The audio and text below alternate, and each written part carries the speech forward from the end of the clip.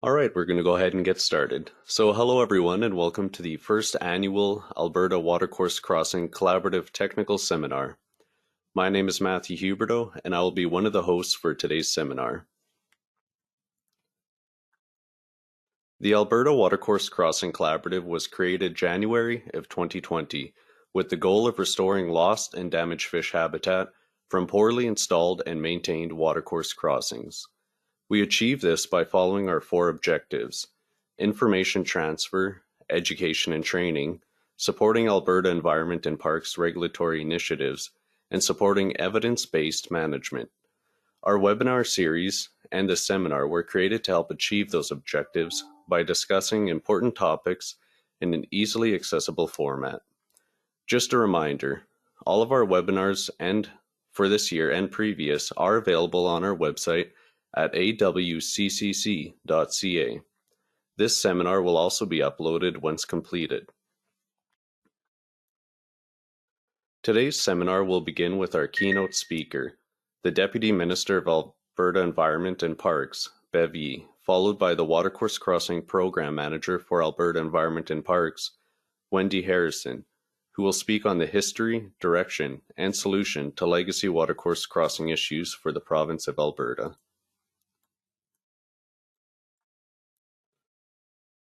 Axel Anderson from Alberta Environment and Parks will then give a presentation on the new Provincial Watercourse Crossing Restoration Index, and Nicole Pilgrim from the Government of Alberta will then update us on the status of Alberta's native trout fishery.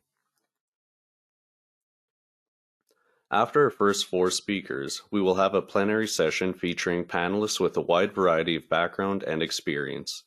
This session will be moderated by Matthew Piper from Fuse Consulting Limited. Just a housekeeping note. Questions can be asked using the GoToWebinar panel on the right side of your screen. Questions will be submitted in written form and will be answered at the end of presentations or during the plenary session. I will now introduce our keynote speaker, Deputy Minister of Alberta Environment and Parks, Bev Yi.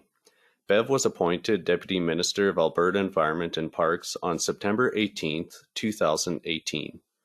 She has spent more than 20 years with the Government of Alberta, most recently as Deputy Minister of Intergovernmental Relations. Prior to that, she served as Deputy Minister of Agriculture and Forestry. Much of Bev's time with the government has been dedicated to the environment portfolio, where she was previously Assistant Deputy Minister of Integrated Resource Management Planning, as well as Alberta Stewardship Commissioner. Before joining the Government of Alberta, Bev was a high school physics and biology teacher. She holds a Bachelor of Education and a Bachelor of Science. Without further ado, here's the Deputy Minister of AEP, Bev Yi. Good morning, everyone, and thank you, Matthew, for that introduction. I'm really delighted to be here with you today to give you a bit of an update on government's work to improve the health and functionality of Alberta's watersheds.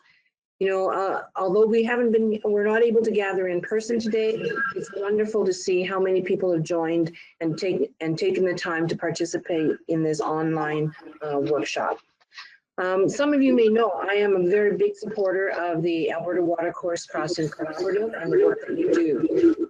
And in fact, you know, just in your name, having collaborative as part of your name really speaks to what is at the heart and what makes this work successful. It's the ability of people to come together and work together towards a common outcome. It really is another good example of how bringing together various stakeholders and experts can really help us achieve our collective desired environmental outcomes. So to all the roadway watercourse crossing practitioners, all the tenured roadway owners, to representatives of municipalities, to our Indigenous communities, academics, and others, I really do want to thank you for your time this morning and your ongoing efforts to keep Alberta's waters connected. And that concept of connection is so critical. Many Albertans might be surprised at the number of fish species found in our Alberta rivers and streams. For example, my office is very close to the North Saskatchewan River, just a short walk. And the North Saskatchewan boasts a healthy aquatic ecosystem that is home to more than 25 fish species, almost half of all the native fish species in Alberta. Even the anglers who regularly fish the river likely don't realize the diversity of the species that call these waters home. Rivers and streams in Alberta's eastern slopes also offer critical habitat to a variety of fish species, including Arctic grayling, Athabasca rainbow trout, bull trout, and West Slope cutthroat trout. These fish rely on having cool, clean, clear, and connected waters to thrive and to survive. And that's why the issue of fragmentation of fish habitat that is caused by poorly installed or poorly maintained watercourse crossings is such a concern. Let me talk a little bit about Alberta's watercourse crossing program, which was created in order to address this very important issue. By having regulatory authorities, including my department, Environment and Parks, the Alberta Energy Regulator, Alberta Agriculture and Forestry, and the Department of Fisheries and Oceans work with crossing owners and stewardship groups, that helps us to identify, to also prioritize for remediation, and we are able to achieve the ecological outcomes that the program intends. I love actually in your poster for this session, the title is, "It's an Upstream Battle, How Do We Solve a Legacy Provincial Scale Problem Quickly?"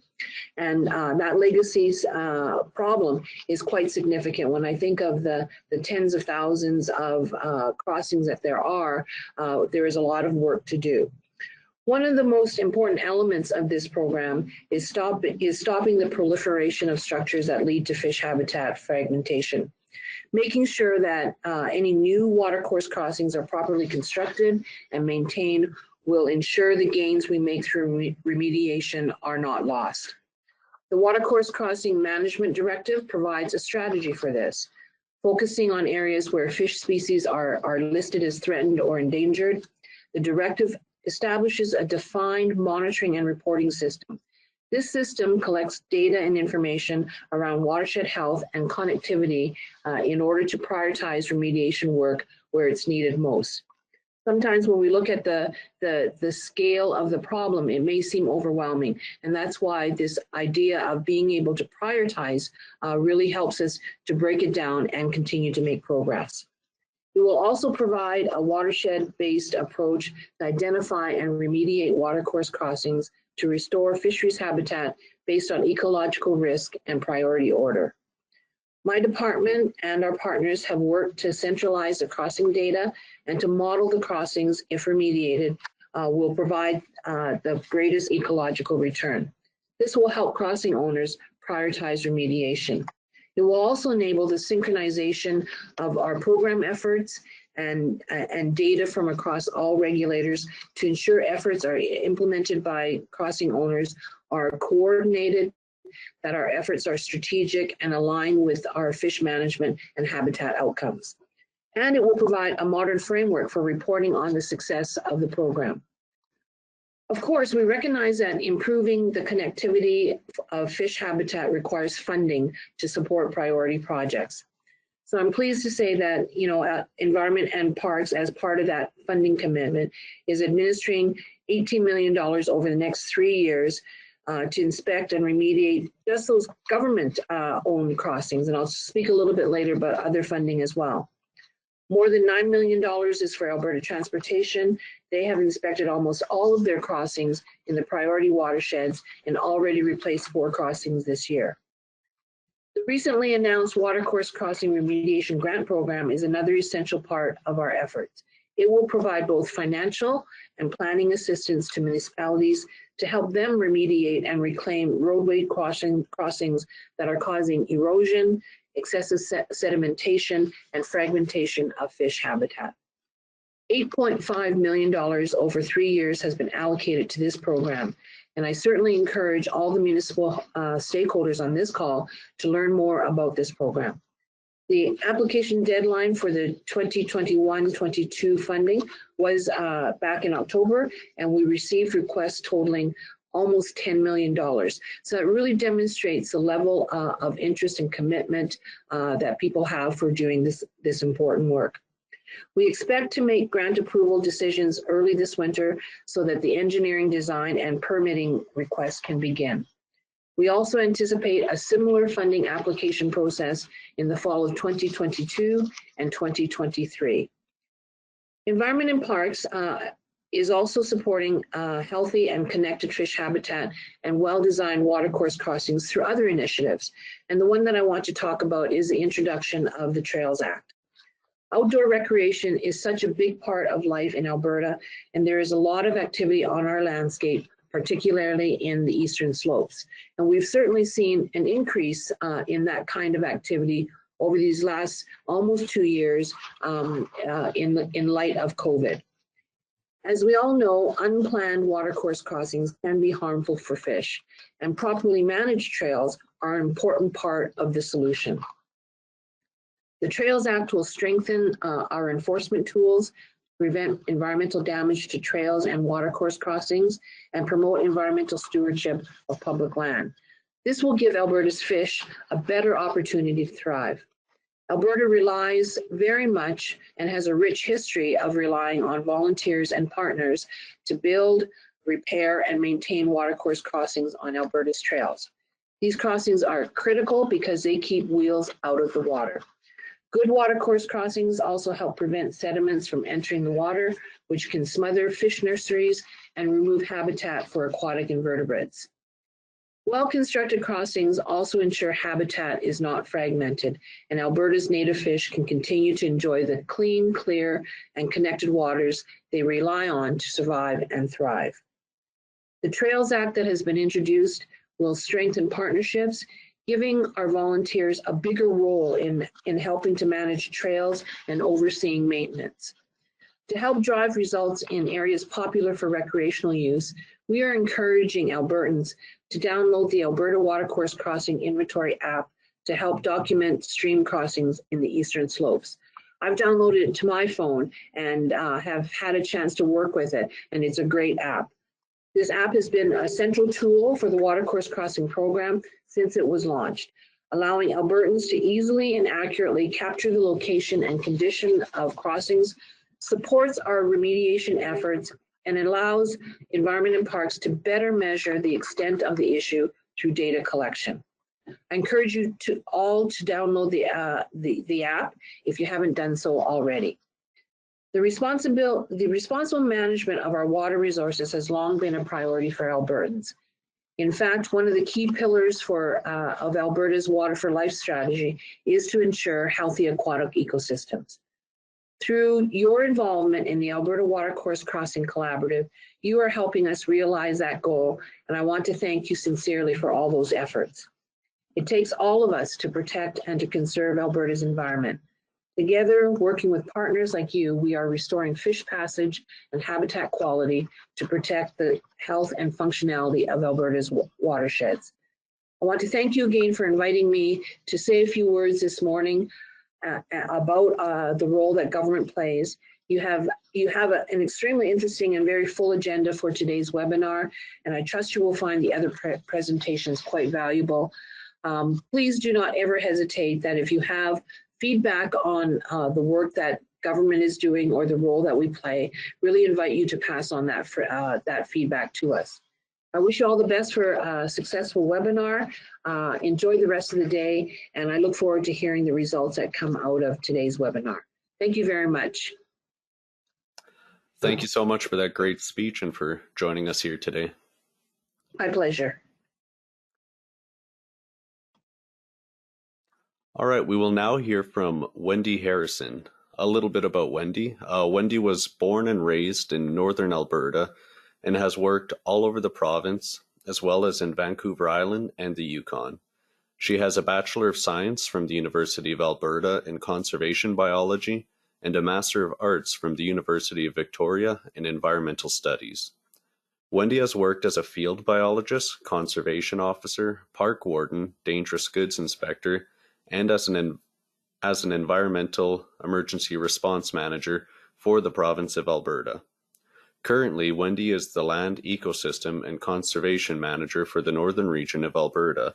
Since 2018, Wendy has led the design and coordination of the Watercourse Crossing Program for the Ministry of Environment and Parks. Without further ado, here's Wendy Harrison. Morning, everyone. Thanks for the intro, Matthew, and thanks for having me back. I'm just going to share my screen here.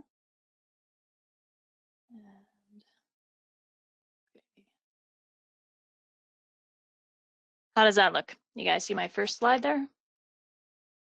Yeah, it's looking good. Excellent. Okay, and I've turned off my video just so we don't have any internet issues.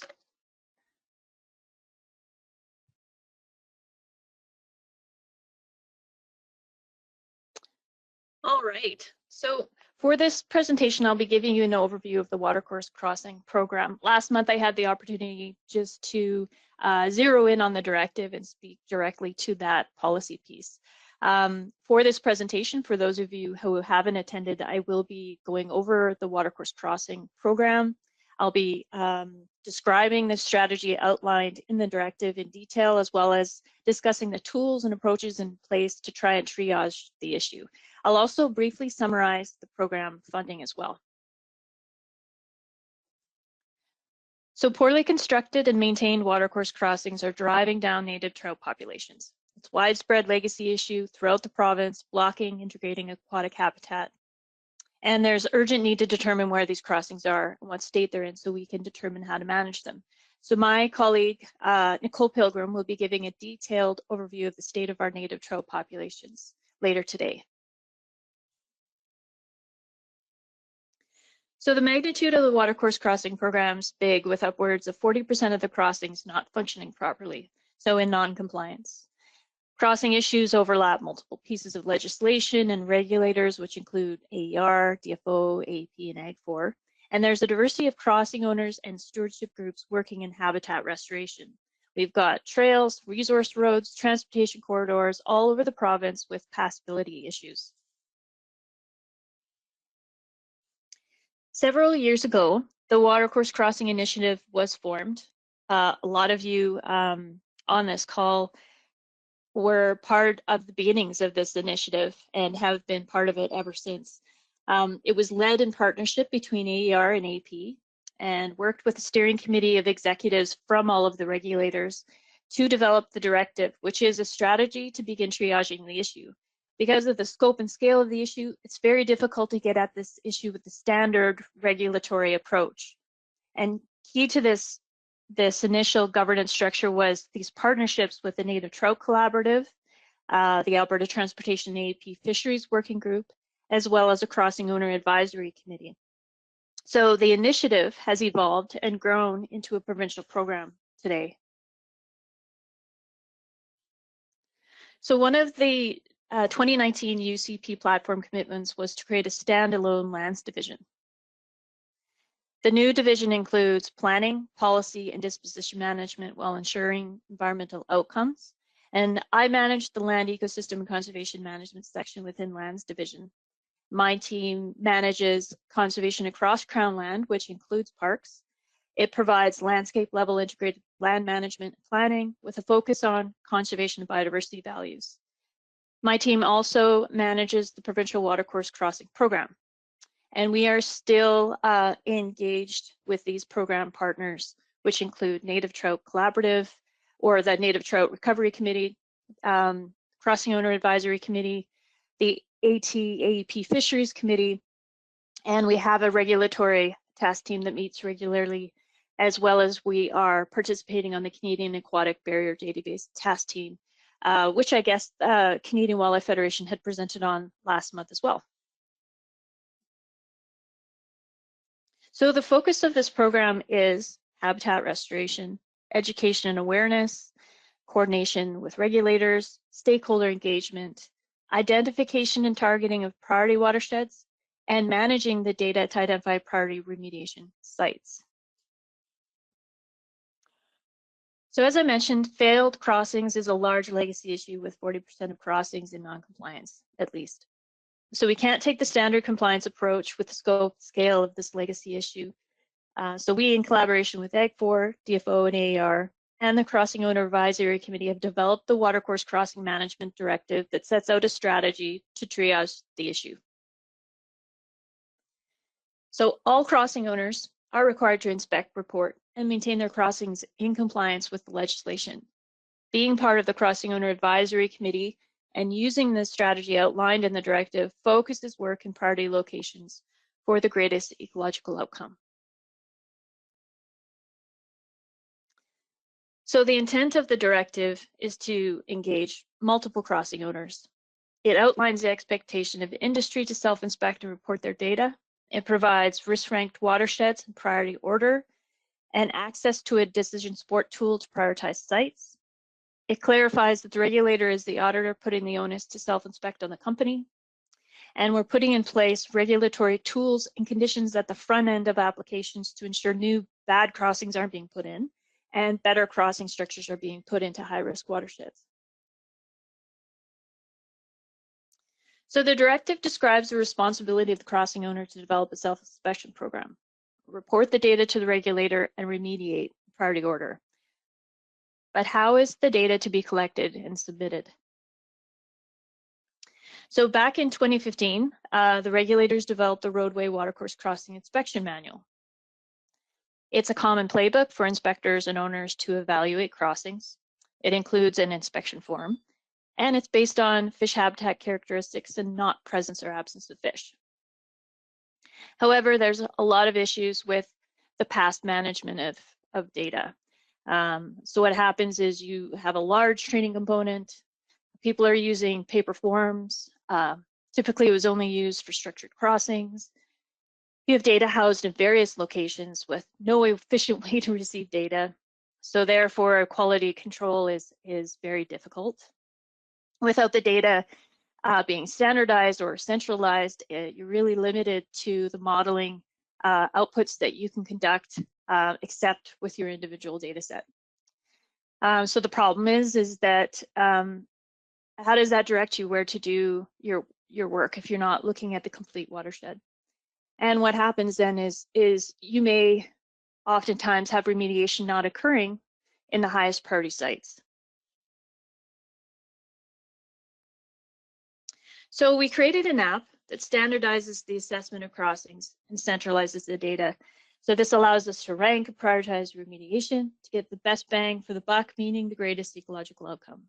So we first published the app last year and tested it with various user groups and updated it just this past May. So the app is for the public, stewardship groups, crossing owners, and regulators.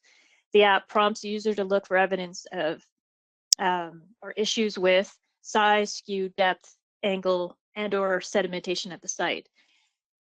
This assessment should only take 5 to 10 minutes, and there's no training required at all. So here you have the QR codes that you could snag with your phone, whether you have an Android or an Apple. You can also visit our website, which has cool information about the app, how to download it. It even has a bit of a user guide to get yourself set up. So if you have any questions, let us know. So after an inspection submitted by the app, it gets loaded onto the ABWCI dashboard, which is accessible to users using the desktop website. So the public can look at their individual inspections. Companies or stewardship groups can look at their group inspections, and the regulators can look at all of the data. So there's tiered accessibility to the data. On the left is an overview of the dashboard. The fish icon represents clusters of watercourse crossing inspections. Oops, sorry about that. And on the right is an example of the user viewing an inspection. So you have the map per location and the inspection details popping up on the right. So here's another view of the dashboard. This is the data view with the export functions. So we're able to identify high-risk sites that need to be inspected using the app. We're currently using it to direct internal staff for auditing purposes, as well as Alberta Transportation and counties to manage their crossings. So we've been approached by multiple stewardship groups in in their areas of interest as well. So depicted on the left is the Berlin Wildhay watershed north of Hinton. The colored dots indicate inspection locations that have identified fish passage or erosion issues, and the black dots are locations where we still need inspections completed. So we can identify high-risk sites and direct stewardship groups, our internal staff, UNIS AT, any groups to sites within their area of interest to capture watercourse crossings.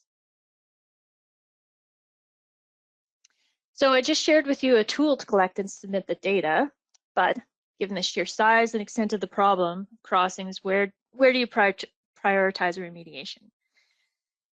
So Alberta is the first province to have categorized their watersheds and prioritized them based on biological priority. So at first we'd ranked 106 watersheds at the Huc 8 scale in the highest risk native trout habitats, which is in the foothills. So we referred to this as phase 1. Priority was determined using row density, stream class, and number of sensitive fish species. So in 2020, we ranked all 430 watersheds in Alberta in order of biologic priority, depicted in the map on the left here, and provided 3 priority categories, which indicate urgency for fish recovery. So this the spatial information for priority watersheds is available on our website. And if you need further information, please contact us so we can supply these to you. And we can also supply the memo that outlines the methodology behind determining the watersheds in the ranking. So to reestablish natural flows and habitat to grow healthy populations, remediation work has to be coordinated, prioritized at a watershed level. So while remediation work is required in all watersheds, when a watercourse crossing fails, we need to direct efforts to remediate, to be remediating non-compliant crossings in areas of greater need for fish recovery. So remediation work within high-risk watersheds will be assessed and prioritized based on multiple factors, which include the risk to fish populations, overall remediation benefit to the watershed, and coordination of remediation works amongst multiple crossing owners. So we have built a dashboard that provides guidance on prioritizing remediation, and Axel Anderson will be presenting later today on the details of this tool and the upcoming planning process. It displays road densities, crossing densities, number of crossings with inspections, type of crossings, visually shows the network above barriers in red, ranks crossings based on the upstream distance. It calculates and displays, like I said, upstream distance, critical habitat, inspection information, and the watershed area. And it can pull data from the app and many other sources. And we can control access to different components. So a tiered accessibility to this dashboard. So remediation is expensive and needs to focus on crossings that have the greatest impact for fish sustainability. So once we have more data, we can do this for every watershed. So we've been working to remedy the issue with data management and creating an integrated data management framework to receive, centralize, and model the data to direct priority work, essentially triaging the issue. So anybody can use the app.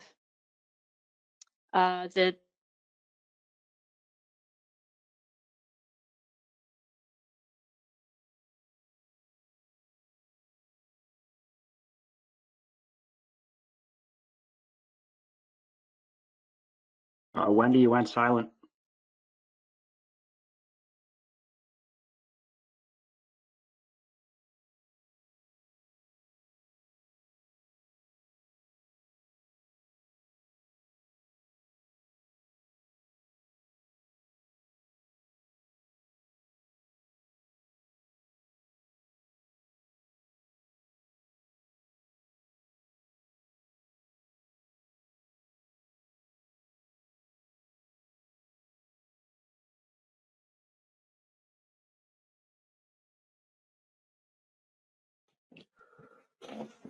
All right, while we wait for Wendy to get her audio issue resolved, I'm I'm just going to use this second to remind everyone that if you would like to ask questions to these specific presentations, you can do so by using the GoToWebinar toolbar on the right side of your screen. If your question isn't answered right after the presentation, it might be answered in the plenary session. And it sounds like we got Wendy back. Yeah, I shut my headset off. Is that better? Yeah, we can hear you loud and clear.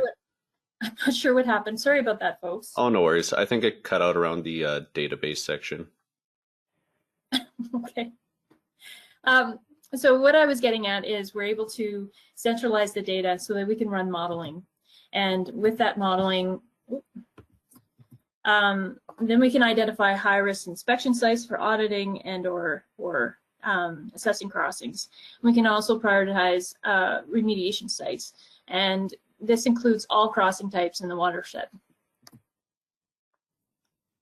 So companies need measurable impacts to secure remediation funding, just like a program does, any agency would. This is where the prioritization tool output, such as number of kilometers open, becomes a powerful metric, not only for identifying priority sites, but a shared reporting metric. So we've discussed nailing down an annual remediation planning cycle with industry and our subject matter experts. It's essential to receive and centralize inspection data by November, then use the winter to risk rank sites for auditing, model the data that identify priority remediation sites based on number of kilometers opened, critical fish habitat, and then validate that against cumulative effects modeling in the watershed with our SMEs. Then take this information to stakeholders to collaborate on remediation planning. So in preparation for the field season, we develop work plans for auditing sites internally and high-risk sites that need to be inspected. Not only are we implementing this planning process for industry, we're also doing this for Alberta Transportation, municipalities, stewardship groups, and our rec and engagement staff for unofficial and official trails.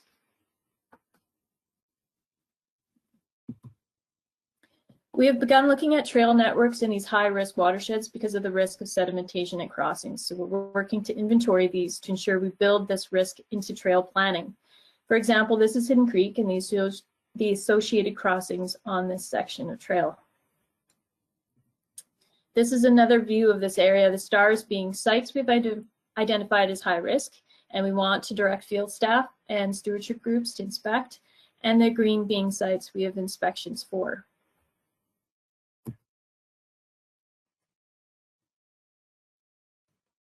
The last major element of the directive is taking a life cycle approach to managing crossings. Changes to the master schedule of conditions have been released. These provide defined reporting requirements and better management standards in the discovery phase, which includes having the priority watersheds or the high-risk watersheds in the foothills identified spatially in the landscape analysis tool, and conditions to enhance crossings in high-risk watersheds.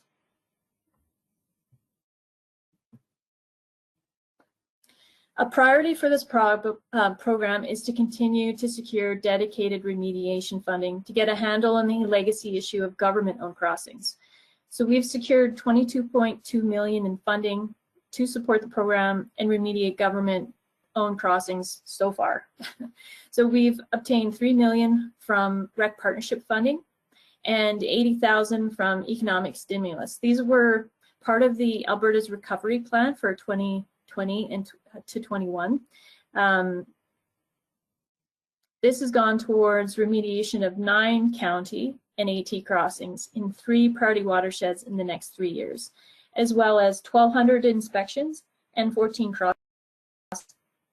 We received $220,000 from the Nature Legacy Fund, which is DFO funding. This went towards program project and the creation of the Alberta Watercourse Crossing Inventory app. Just recently in February, this past February, we received $18 million from Treasury Board. And so this is dedicated remediation funding for from 2021 to 2024. So I've mentioned the Native Trout Collaborative a couple times. I'm sure Nicole Pilgrim will speak to them as well. The Watercourse Crossings program is part of this Native Trout Collaborative, and it's made up of these partners. AP received about $5 million over 4 years to support native trout recovery in the eastern slopes through the Canadian Nature Fund for aquatic species at risk from DFO.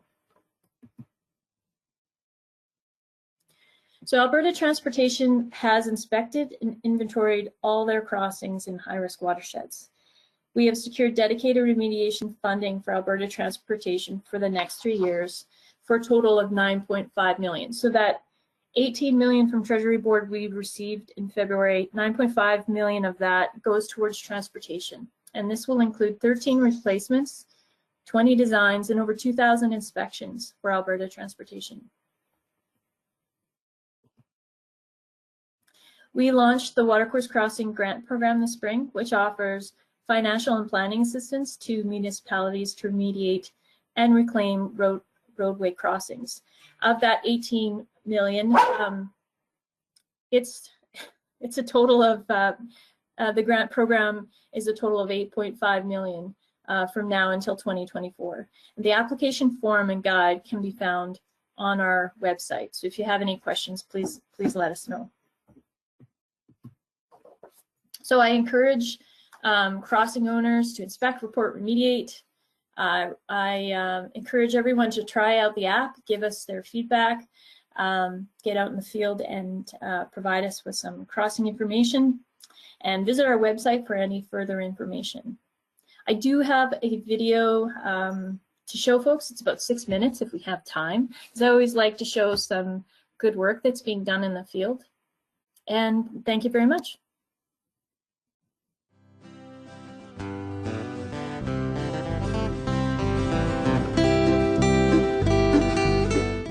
Hey everyone, I'm Michael Short. Come on, let's go outdoors. Welcome to McHugh Creek, where you could say it's out with the old and in with the new, as a construction project is underway to restore fish habitat along this tributary to the Red Deer River. This young bull trout finds itself in a precarious situation. During the summer months, this section of McHugh Creek can dry up. Any fish unable to make their way downstream to the Red Deer River will more than likely perish.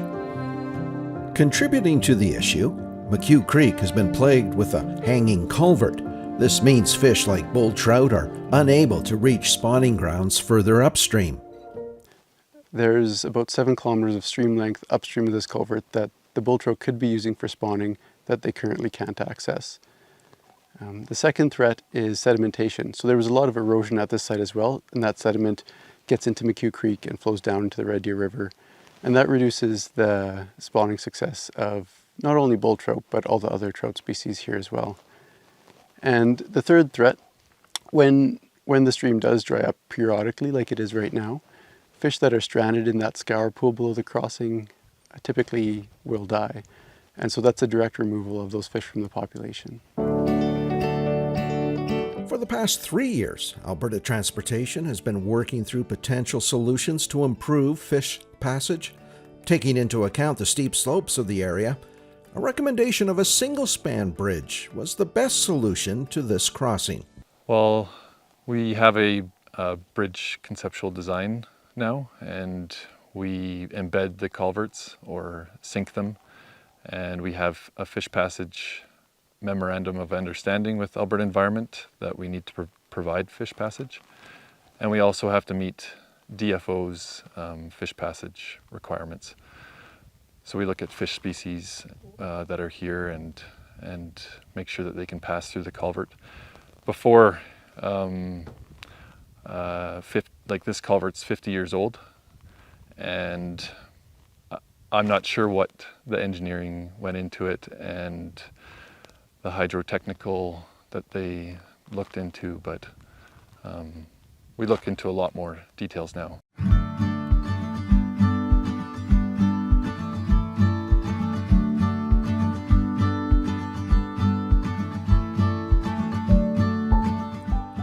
With the redesign and installment of the bridge, about 7 kilometers of McHugh Creek will be opened up to bull trout and provide access to traditional spawning grounds. The upper reaches of the creek will also provide habitat for the rearing of the bull trout fry.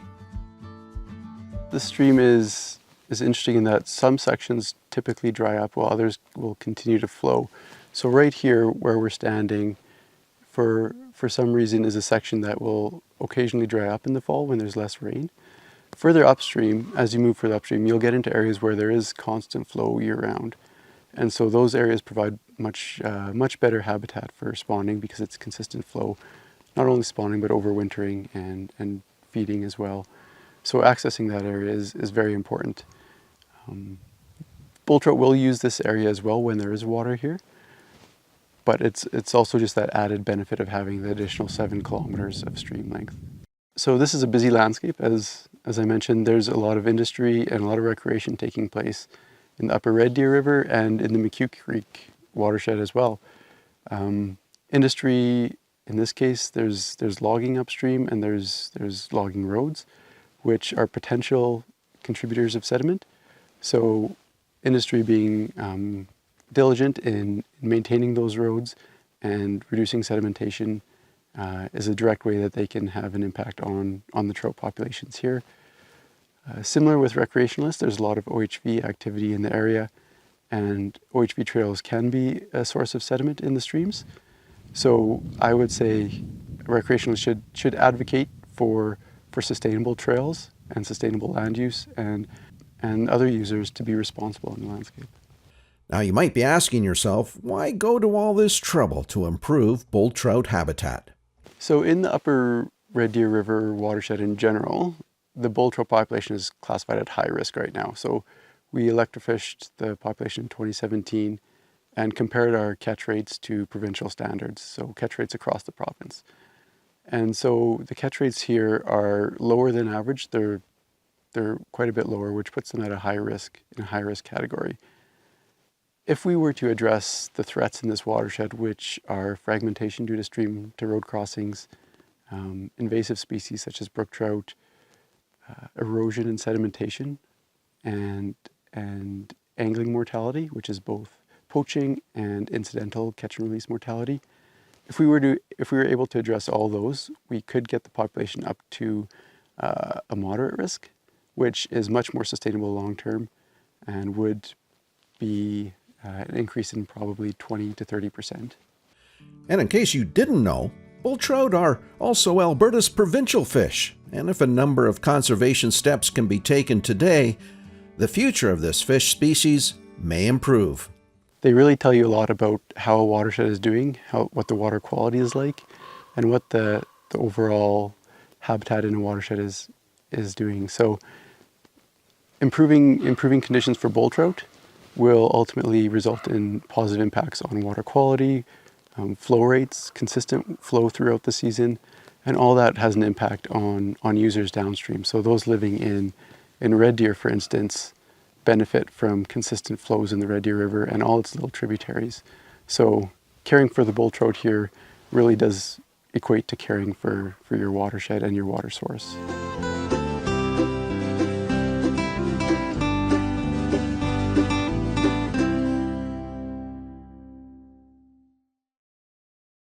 All right, Wendy.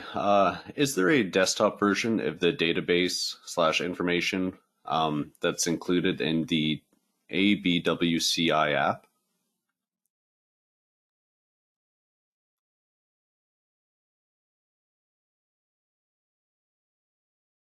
Sorry, say that again, Matthew. They're asking if there's a desktop version of the app? Yeah, is there a desktop version of the app? Not to do the crossing evaluation.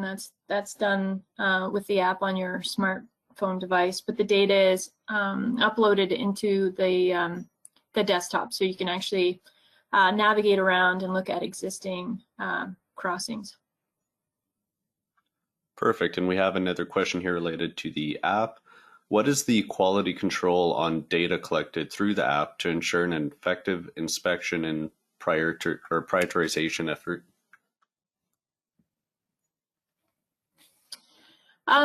Axel, feel free to chime in here, but I believe because it's very specific about at the front end on what and how the information is received, that it standardizes the information that's received in the database.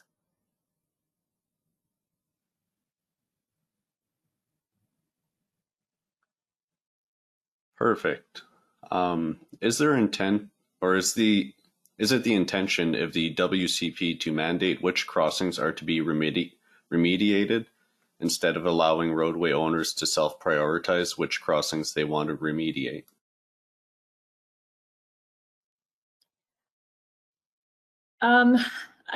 I think that's a discussion, a planning discussion that needs to happen, and it happens quite frequently even with Alberta Transportation's crossings. We can identify the ecological priority, but then when it comes down to discussing how that fits within budgets and or timing and permitting, I mean, it's a discussion that needs to be had. We would like to advise on the prioritization, and it depends on the crossing, and but having that discussion about remediation in a watershed is important. By all means, we're not going to be dictating all of the crossings. Mike and Axel, feel free to chime in here, but it's more just having discussion around, well, what sites have you prioritized and why, and having the discussions around it.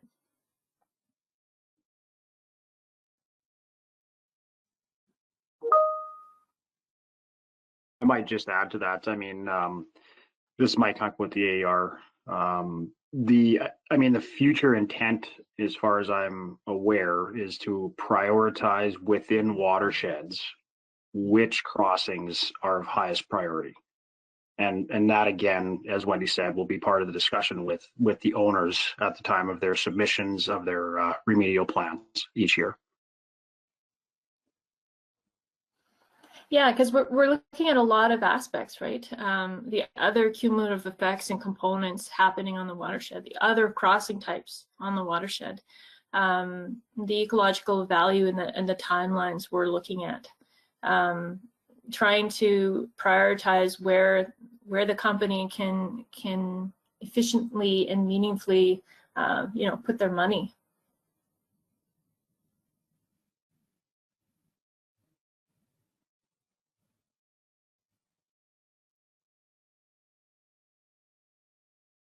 All right, thank you guys for that. The next question is, how is the invasion of rainbow trout impacting prioritization of crossing remediation?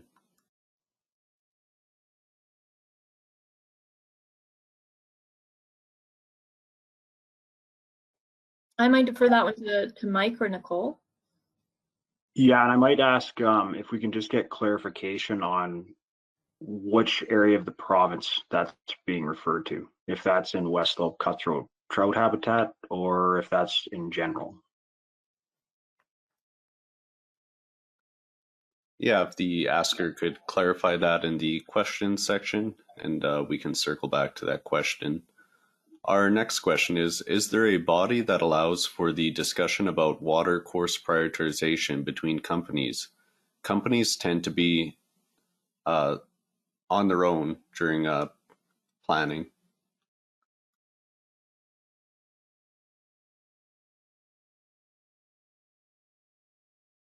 Yeah, and it's I think Axel will be able to provide a little more clarity to this. Is so we've worked to receive the information around crossings, centralize it, and do models to show where we still need information collected, different crossing types, different crossing owners within a watershed.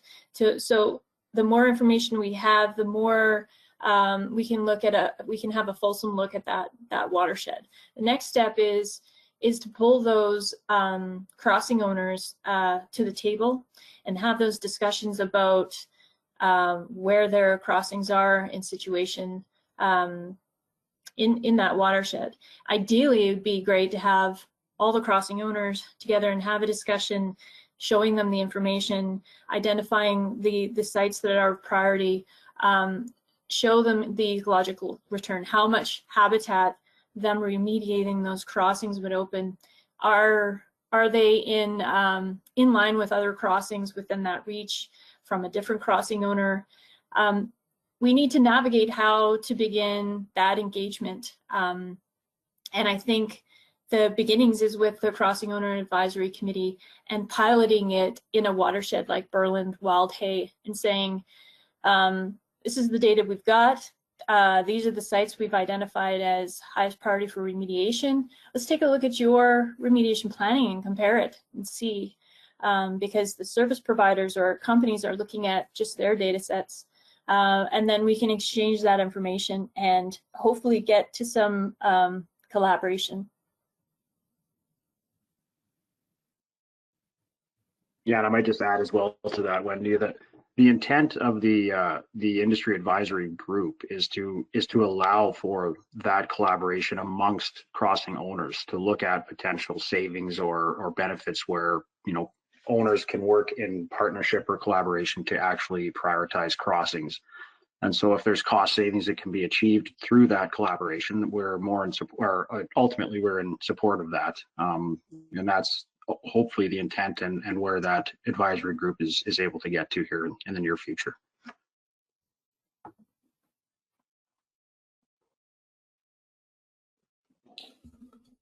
All right, perfect. Thank you guys, and thank you, Wendy, for that great presentation. It looks like that's all of our questions for now, so we will go ahead and move on to our next presentation from Axel Anderson. Axel Anderson is the Provincial Watercourse Crossing Coordinator and will now do a presentation on the new Provincial Watercourse Crossing Restoration Index. Axel has worked in forestry for over 27 years, 14 years as a forestry hydrologist with the Government of Alberta. He joined the Watercourse Crossing Program in 2021 to administer an $18 million program designed to remediate fish passage and sedimentation issues associated with the roadway crossing owned by transportation and municipalities. Without further ado, here's Alex.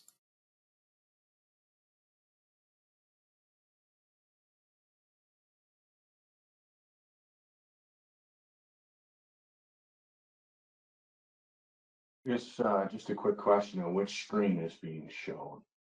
We're currently seeing your desktop. Okay, I'll move that over there. Would that look better? Yeah, we now see the PowerPoint. If you just want to make it full screen.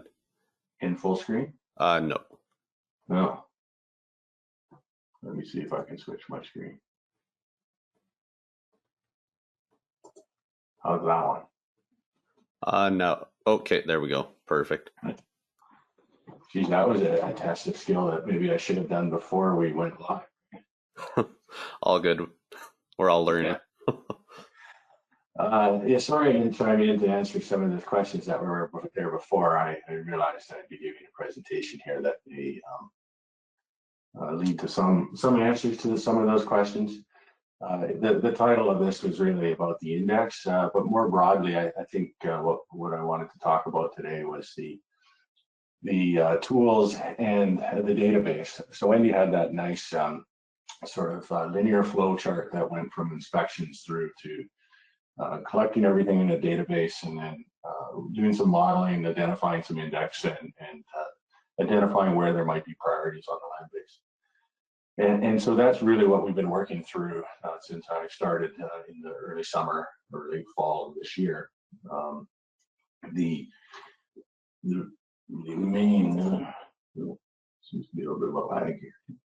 There we go. So as you pointed out, I started, and Wendy mentioned this too, right? In 2021, for the next 3 years, there's some money, a good chunk of money for municipalities and transportation to inspect and plan and remediate their issues. So that was really the catalyst to putting this together.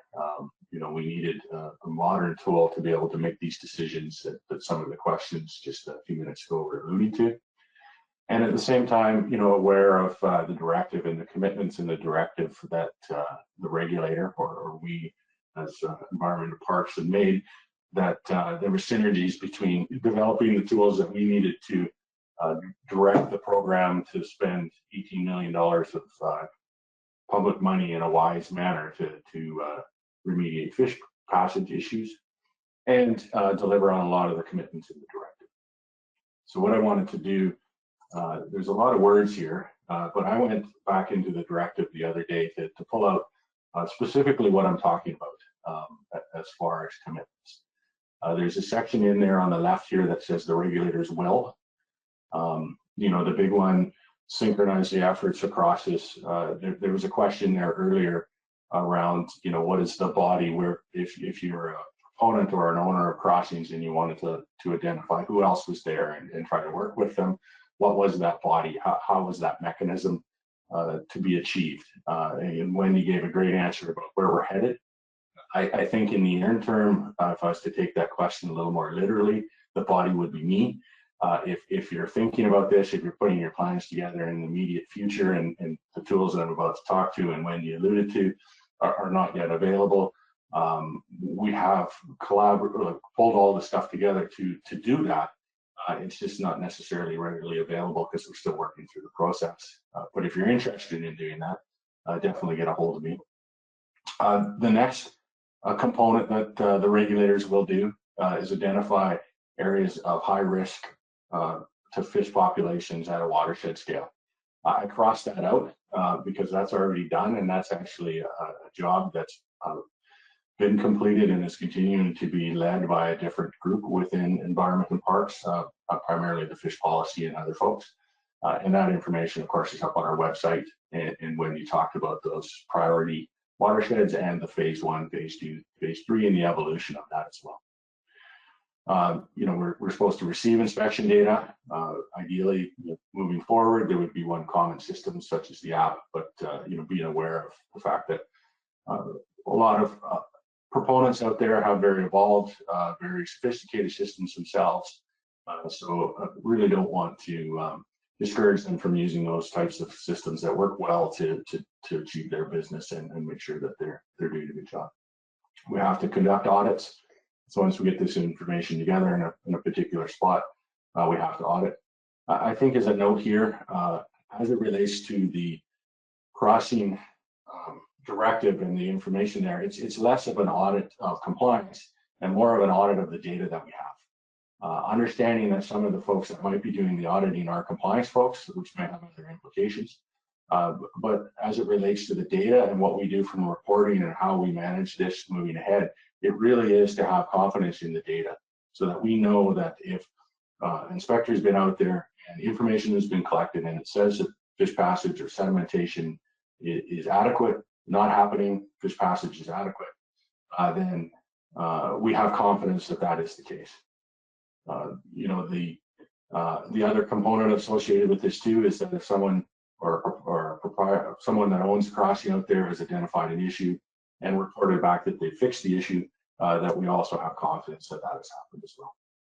And again, you know, this is from my perspective, not necessarily from a regulatory perspective. It's more from data assurance to make sure that when we're reporting these metrics out, that we have confidence or at least understand the uncertainty associated with the metrics that we're using.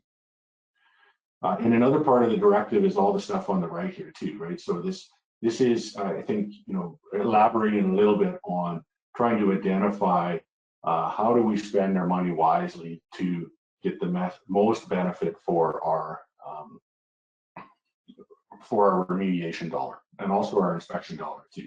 So where do we inspect frequently? Where do we inspect less frequently? Where do we focus our remediation efforts to get the best bang for our buck?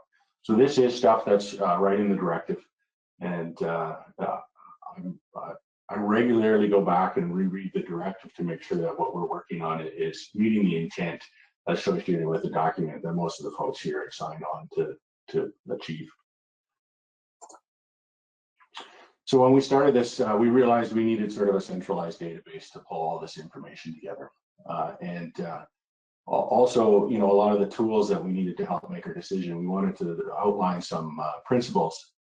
And one thing to note, we really wanted to use the need to develop and understand the state of these watersheds to be able to spend that $18 million wisely. So that really was the catalyst that kicked this off for us internally. I was brought on as a temporary staff member to be able to administer that program. and we needed to get up and running relatively quick to make some good decisions. We wanted to make sure it was flexible and adaptable to data input sources, understanding there's a variety of different components out there that are providing information or collecting information. And we wanted to make sure that nobody was left out because they were using something different. So all the way from, maybe not a paper form, but anything digital. So if it was in a digital table format, a spatial format, make sure that we had the capabilities of being able to bring that in and use it. We needed compact timelines. We needed to get this up and running relatively quick. Data security and sharing capabilities. I think this alludes to one of the questions before, right? Where would you go to get this information to understand what's going on? I'll touch on some of the components of that. When you talked about the app and some of the other developments that have happened under the program, there's a lot of good effort, a lot of good money that's been spent to developing really good tools that we wanted to make sure we built on and continue to support and have momentum towards those. However, I think one of the big game changers for us in the government is, in addition to a new lands division and all these other things being set up, the Alberta Service Alberta also is moving to supporting what they call a portal. So historically, Environment and Parks has had online account with Esri that maintains all the ArcMap software and everything else, where we had a Esri online account that was fairly restrictive as to who we could share it with and how we could manage permissions and things like that. It was really good for its time when it was out, but it was a little bit limited. Just this year, we've set up the portal, or Service Alberta has set up the portal, and this provides access not only across ministries, but also to external folks through My Digital Alberta identity. So if you have one of those, we can give you access to limited components and really control who can see what and what is available to different folks and different businesses.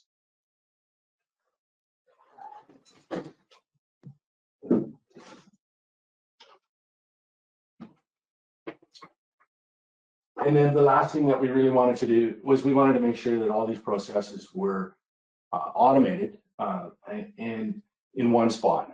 Currently, so how we make these decisions or how we do the modeling is being done by a variety of different folks. So the information is brought in and then sort of handed around to these different individuals and groups of individuals.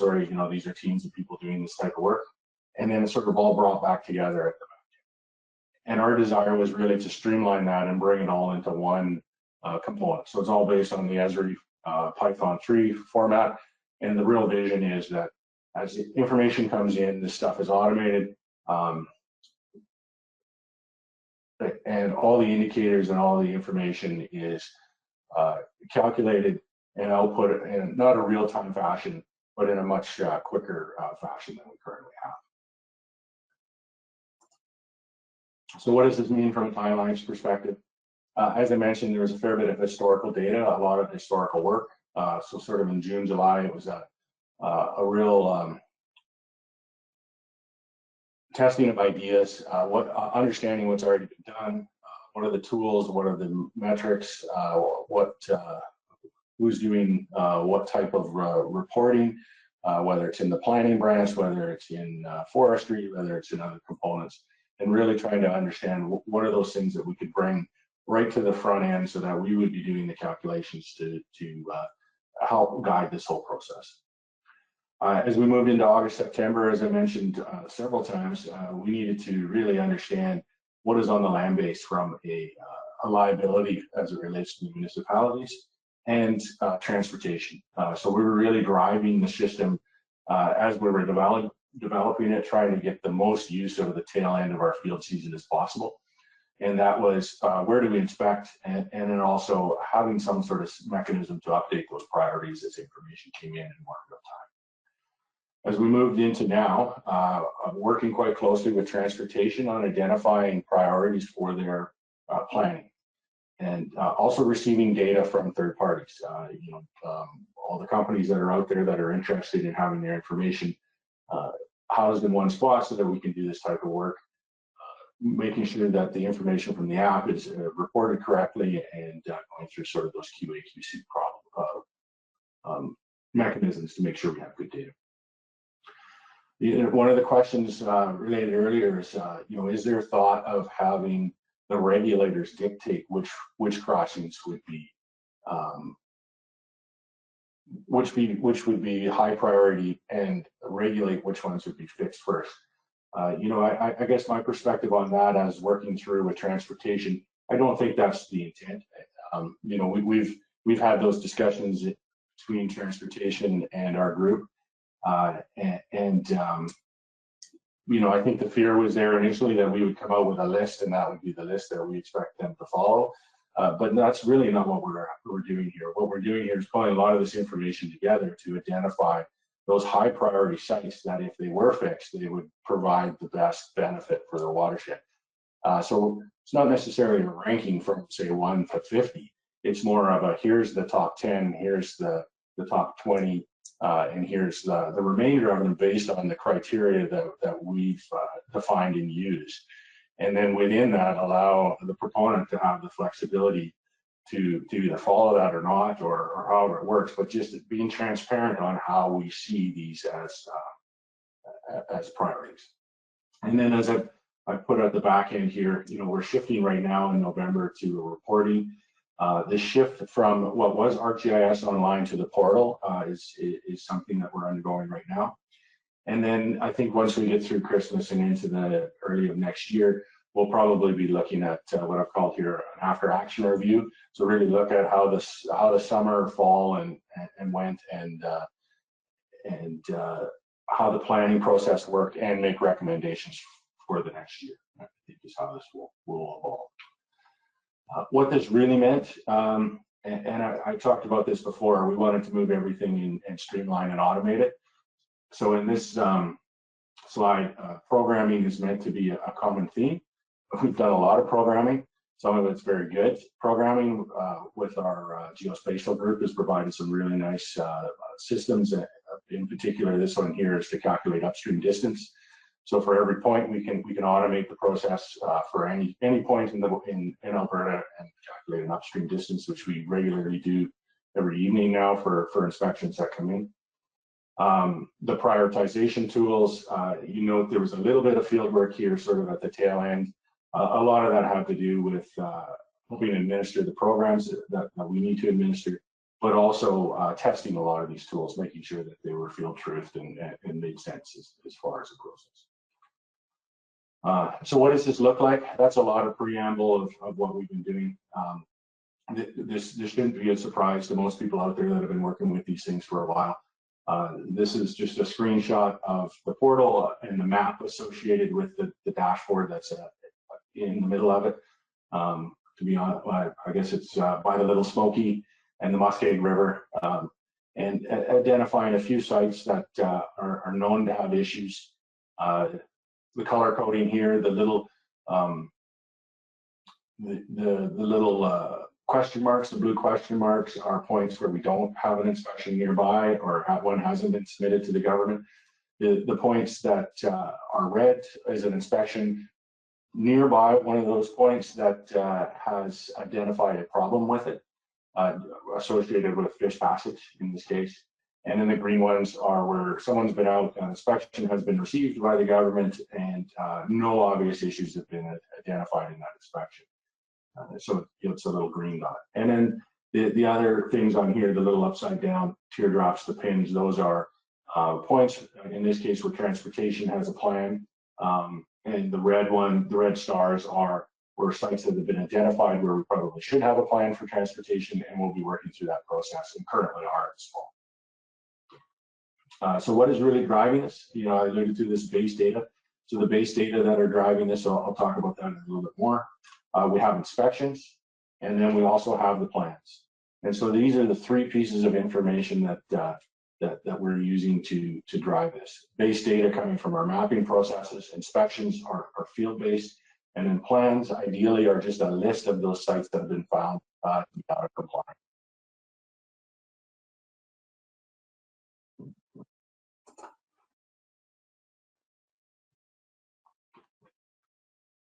See if that'll go. There we go. So as far as base data, so what we're really using is our base data roads layer, fish and wildlife data, so FWMS data, dispositions, so any of our information from our DIDS layer, which is ultimately information that's been digitized from the GLIMS database in its current format.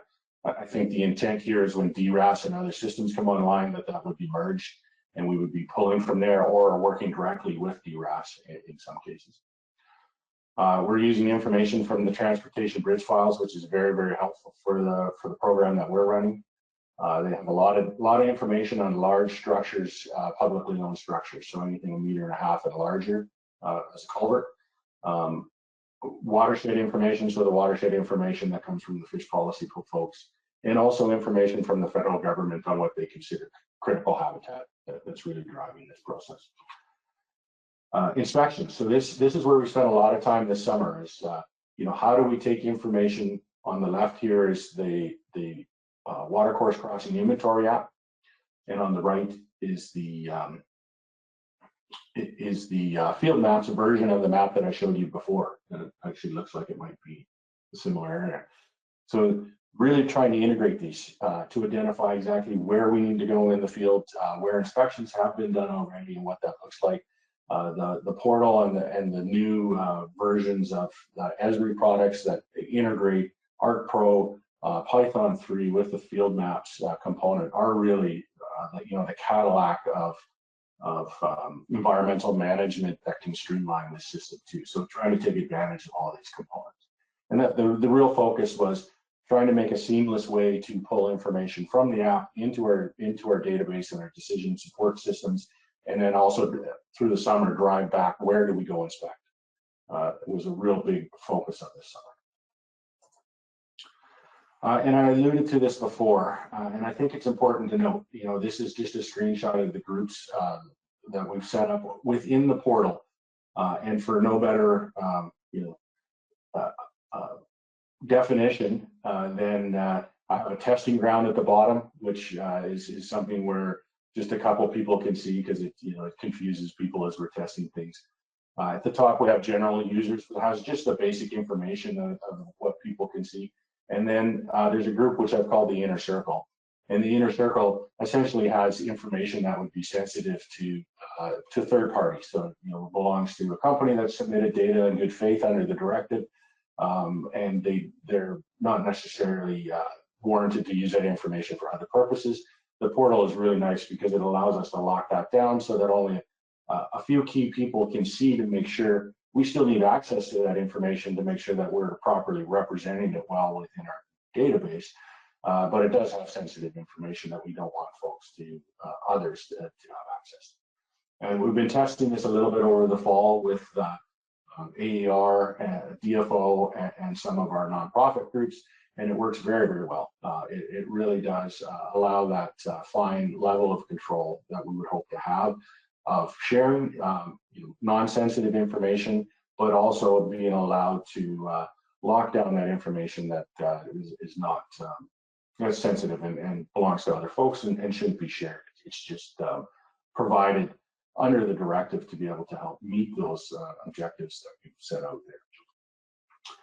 So the last bit that I want to talk about, so base data, plans, or base data, inspections, and then plans. And so the plans, this is where I think a lot of the discussions has come up, or questions, how we standardize the way to determine a priority, I think is how we're going to ask a lot of questions this fall. So I suspect our quote unquote after action review internally and externally will really focus on this. What are the metrics that we're using to drive what is a priority site over something that might be a secondary site? Where do we want people to fix crossings? And I have my own sort of ideas and perhaps biases towards that. So I don't want to talk too much about this, but I really think this is really going to be the focus for this after action review. Once we make this list and we start discussing that, I think that's where we're going to either refine or perhaps make this more general to allow that flexibility that everybody requires, but still meeting our end objective. And so just, a reminder of what we're bringing in. We got those base data, those inspections, those plans, and then what we're doing with it is we're driving reporting. We're driving site attributes associated with some of these sites. And we're also trying to put this information in watershed context so we can understand what other types of crossings might be out there and who potentially owns those. Interestingly, that one in the middle, I think that's a rail line, and that, I wouldn't say that was an oversight, but we didn't include rails at the beginning, and we'll be doing that over the next coming weeks here because we need to make sure that we capture the rail lines in the system. So reporting, and Wendy showed a similar slide earlier, on the left bottom panel of our old version of this as a dashboard. By watershed scale, we're able to report on all those metrics that folks were interested in before. We're also able to pull it down to individual companies, look at their plans, look at how well they're doing, or proponents. In this case, it would be transportation. I think Wendy showed a similar slide before. So these tools are even more powerful than I expected when we first went down this. With a few clicks of a button, it really allows you to drill down and get some really good information as to what's going on in the system. I just, as we kind of come to the end of this presentation here, I just wanted to circle back a little bit on the objectives. The objective one, and which, to be honest, really was the priority for the summer and early fall, and even now as we try to help transportation plan for next year, is to deliver on this program, right? Like we need good data system, as anybody would, and good understanding of what's going on in these watersheds to make good decisions. This one particular site here is very expensive, and trying to understand if we spend the money on here, is it going to get meet our objectives of opening up fish habitat and potentially growing more of these fish that we're concerned about, in this case, bull trout. And then, of course, deliver on the commitments in the directive. And so, I wanted to bring back just a focus on what the regulator will do. And Wendy talked about a lot of this too, right? What the intent is, in particular, moving forward for next year.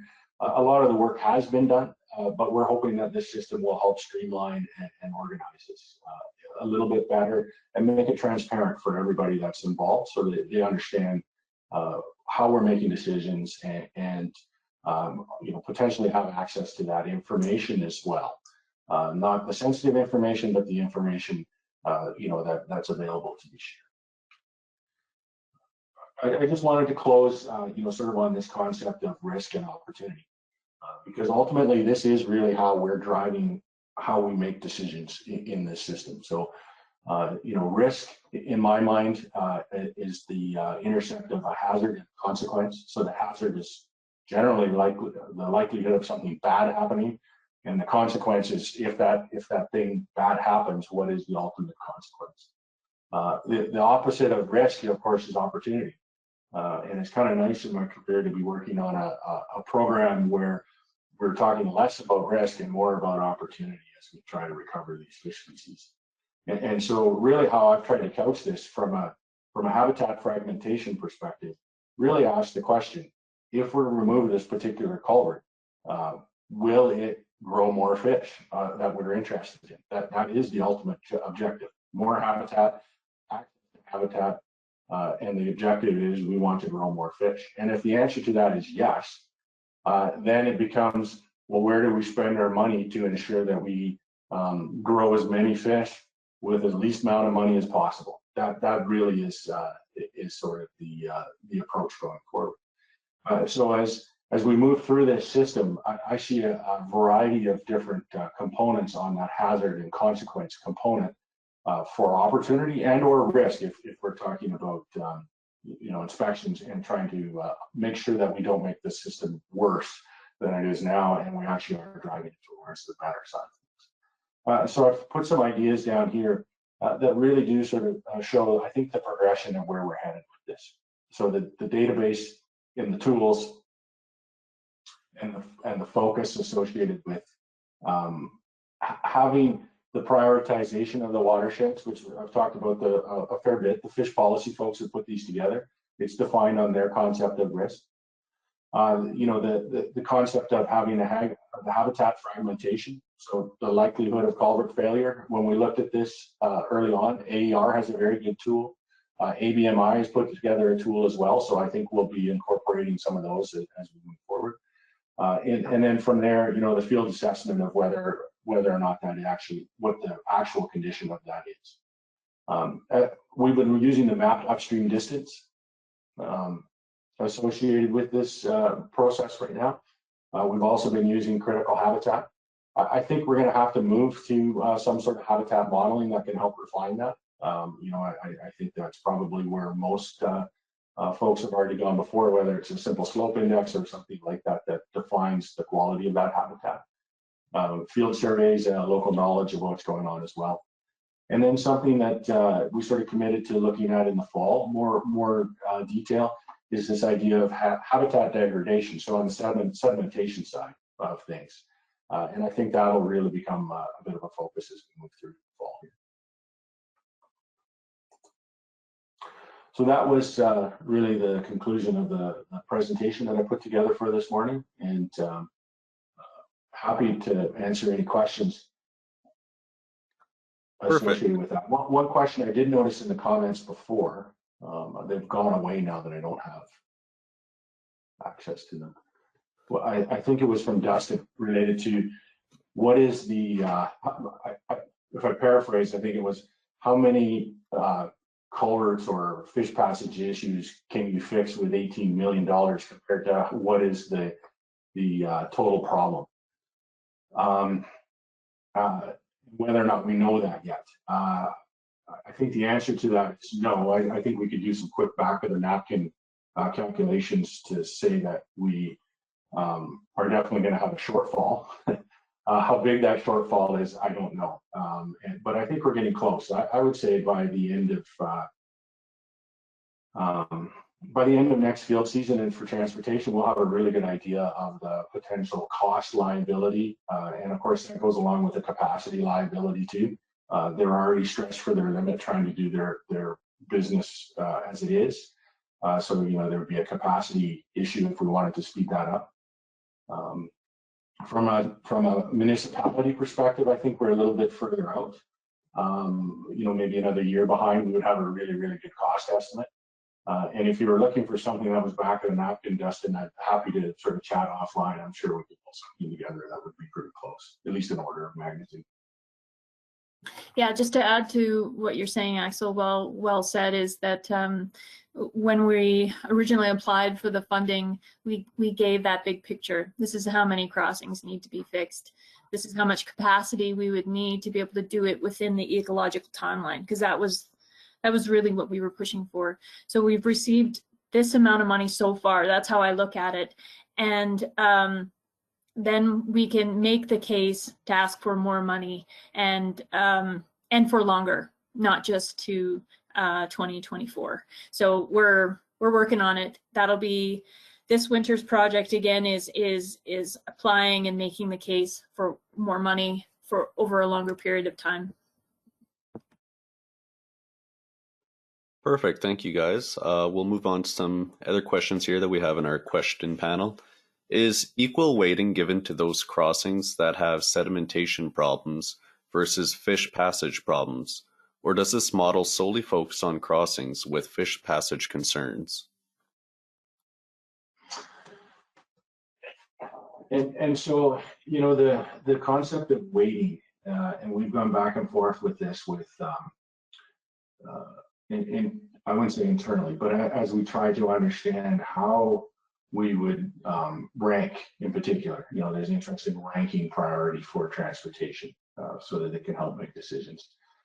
And not necessarily between, at this case, between sedimentation and fish passage. It's all about upstream distance and quality. So is it, has a biologist been out and identified based on their definitions, the quality of the habitat to be excellent or good, and they have very tight definitions of what that means. How do we weight excellent versus good? And components like that. And, you know, to be honest, I'm pushing back a little bit on trying to rank them more or less asking that question that I said before, right? So if we fix this, are we likely going to grow more fish? And if we are, then it gets put in a high priority bid, right? If it's going to grow the fish that we want to target, then we'll put it in that bid. Sedimentation is another issue that I think we're going to be tackling a little bit more over the winter. So as it currently sits right now, our main emphasis is on amount of habitat. So having fish access as much habitat as possible. The sedimentation side of things, on the flip side of that, the stance from most of the regulators right now is that if sedimentation is happening, the intent is that that is fixed, that it's not sort of put in the prioritization queue. So because of that, I think it's sort of been not put in here. So, the simple answer is the sedimentation currently is not part of this. It's just upstream distance. And that's based on the assumption that sedimentation issues, as they're found, are being fixed, not immediately, but within a reasonable time frame that would be expected of the component. As we move into recreation trails and some of the other, and also trying to define where we would do our auditing and our inspections, I think that's when we're going to get more focus on sedimentation hazard. And at that point, I think we'll have to work that in as are we weighting this as a remediation from a sedimentation plus a fish passage component, or are we still assuming that and demanding that sedimentation be fixed as it's found? Perfect. Our next question is related to shapefiles. Will a shapefile of the modeled watercourse crossing be available for download to companies with My Alberta IDs? So right now it is not available for download, but if you wanted to access it to understand, where I guess I should back up one more step there. So what we put together is intersects of our base road layer with the FWMIS streamline, so the Fish and Wildlife streamline. The Fish and Wildlife streamline is nice because it has a lot of information, historic information on their data, what fish have been found there, some habitat surveys. We can tie it to all that historic data that's been collected. They're photo-derived data sources primarily, and what we've done is sort of backed up and said, if someone from a photograph can see the road and the stream, that becomes a priority for our program. Understanding that there's a lot of other small stuff out there that folks still need to be compliant with and still fall under the directive.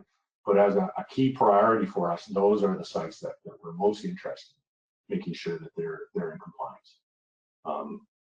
So those sites and the basic information associated with that through the portal, companies would be able to look at that and see where it's at. And like I say, it's set up as an evolving system. So as the information comes in, you should be able to see it and update, sort of a live system.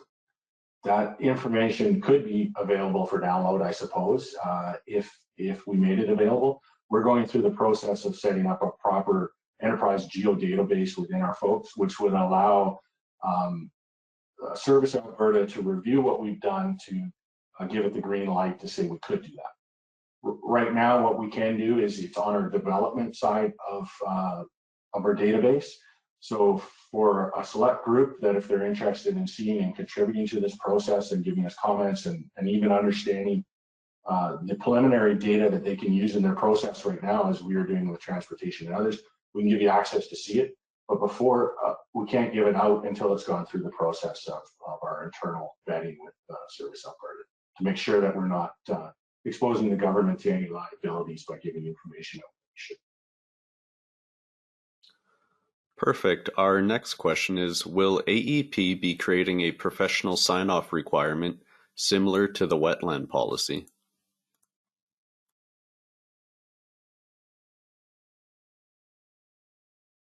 We don't know. Okay, and we have another question here. Is if a proponent is issued a non-compliance by AER and AEP and ignores the request to repair, replace a watercourse crossing, What enforcement mechanisms are in place? What consequences would the proponent face? Well, I think Mike's here, right? From AER. I think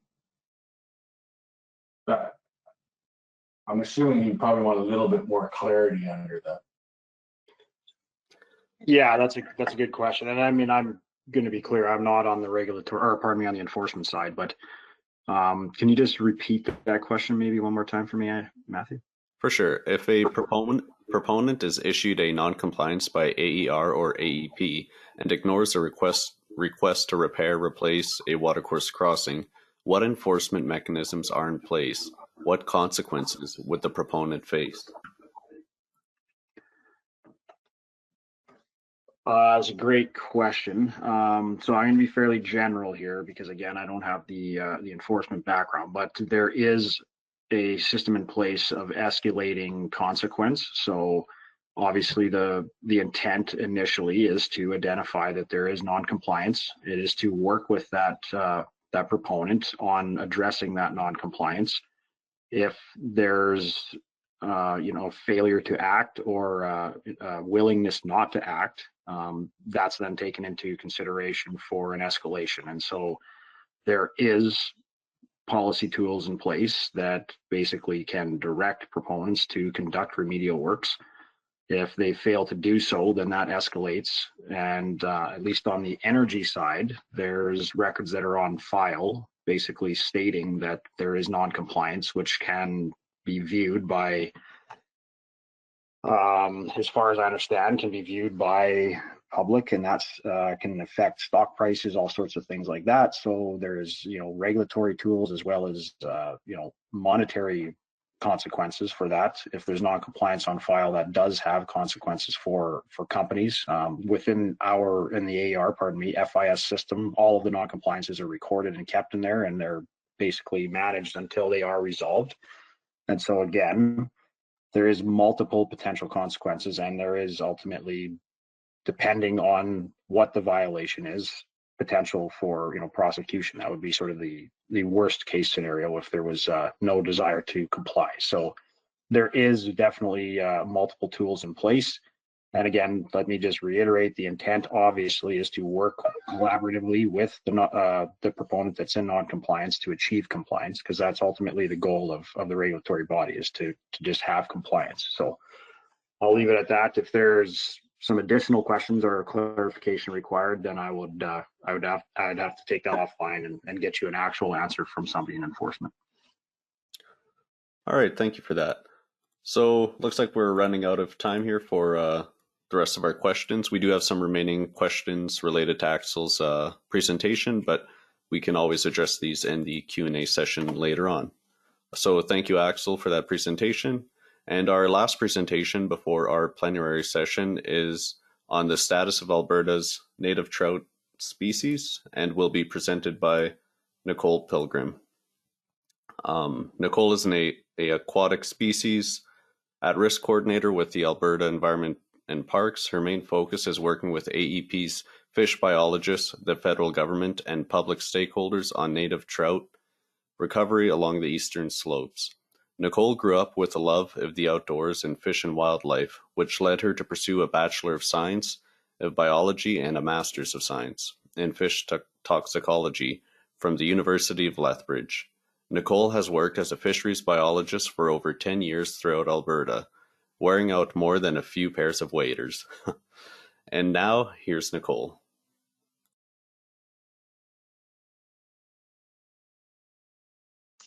Thanks for that introduction. I'm just gonna bring up my screen here.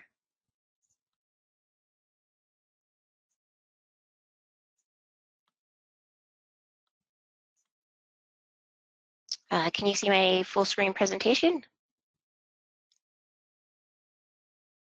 Yes. Thank you.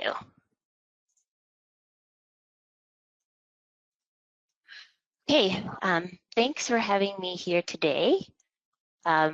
So my presentation is going to cover Alberta's native trout, so the recovery of SAR species. So a bit of an agenda. So I'm going to touch a little bit on provincial and the federal mandates in relation to our native trout SAR species, go through our species at risk, a few of the SAR fish species, the threats to native trout, and our Alberta Native Trout Recovery Program. So Alberta Environment and Parks, and specifically the Fish and Wildlife Stewardship, have specific responsibilities for our species, aquatic species at risk. So one thing that we do is statusing and listing, and that's under the Provincial Wildlife Act. We also do recovery planning. So the species that are listed under the Wildlife Act, we write recovery plans for, and then we implement activities, the recovery activities themselves. Our fisheries management has the job of looking at allocation and use of fish. And then we also have disease and aquatic invasive species sections that understand what the disease and aquatic species are in the province. And we provide input into our land use with our colleagues in our lands division. And this varies a little bit different from the Federal Department of Fisheries and Oceans mandate. And so I'm just briefly touching on this in relation to aquatic species at risk. So they have the Fisheries Act, where they look at the protection of fish and fish habitat and also conduct permitting. And there's also the Federal Species at Risk Act. So this is where species are listed as at risk, and they also do their own federal recovery planning process. And they identify and determine the critical habitat for species that are listed. And they also conduct permitting under the Species at Risk Act.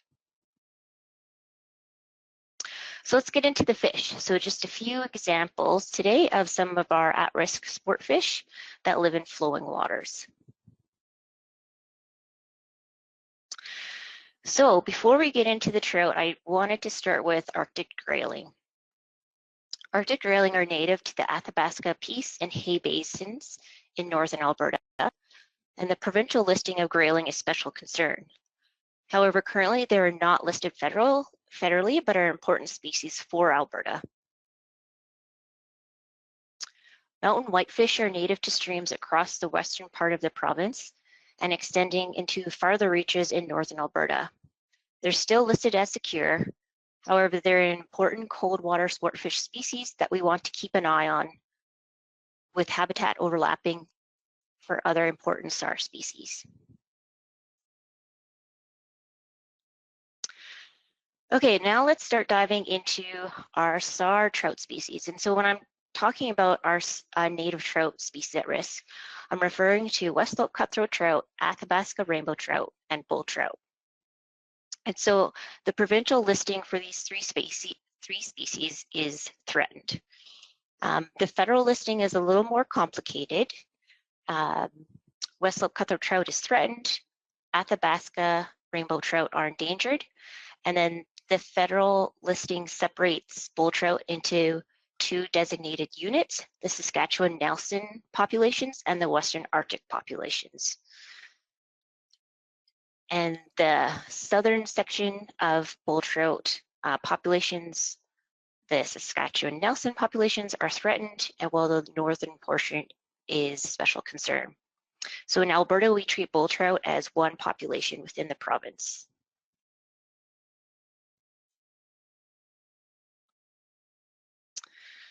So West Slope cutthroat trout, Athabasca rainbow trout, and bull trout live in flowing waters along the eastern slopes. So where do they live? If we start in the south, we have West Slope cutthroat trout, which have a range mostly within the upper South Saskatchewan River Basin. West Slope cutthroat trout are a subspecies of cutthroat trout and the only species of cutthroat trout native to Alberta.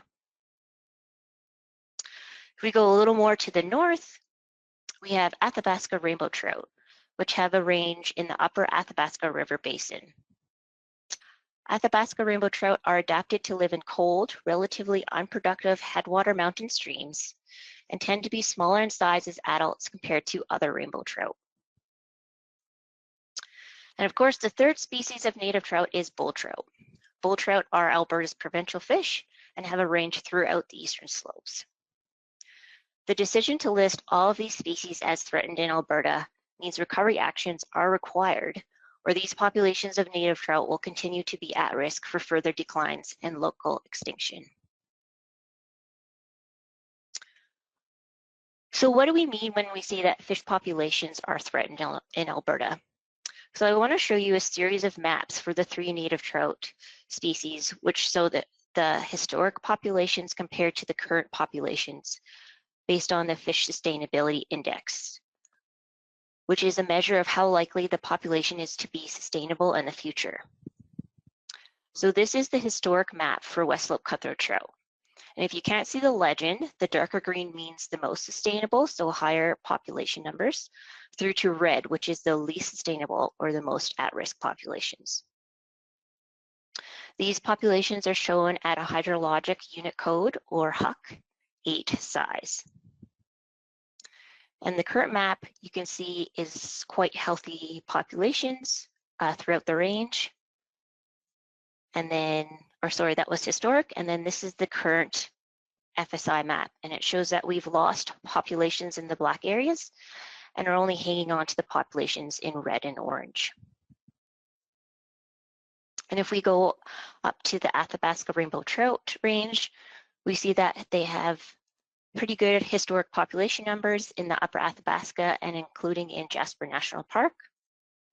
And then we see quite a decline in the current populations today. And again, for bull trout, historically pretty healthy populations throughout the eastern slopes. And then currently we've lost some of the populations and are seeing significant declines across their range. The good news is that the population numbers of these species are still high enough that we can recover these species to sustainable levels if we implement recovery actions. So the strategies and goals to recover these populations are described in provincial recovery plans or federal recovery strategies. So there is both provincial and federal documents for these species because they're listed under both the Provincial Wildlife Act and the Federal Species at Risk Act. Our provincial bull trout plan has not yet been finalized. It was recently out for public consultation. And so we're incorporating public feedback, and then it will go to the Endangered Species Conservation Committee next year. And then they will evaluate and make a recommendation to the minister. We're also starting to work on a multi-species plan for the 3 trout species that would go into more detail about the actions required for recovery based on the goals and strategies of the recovery plans.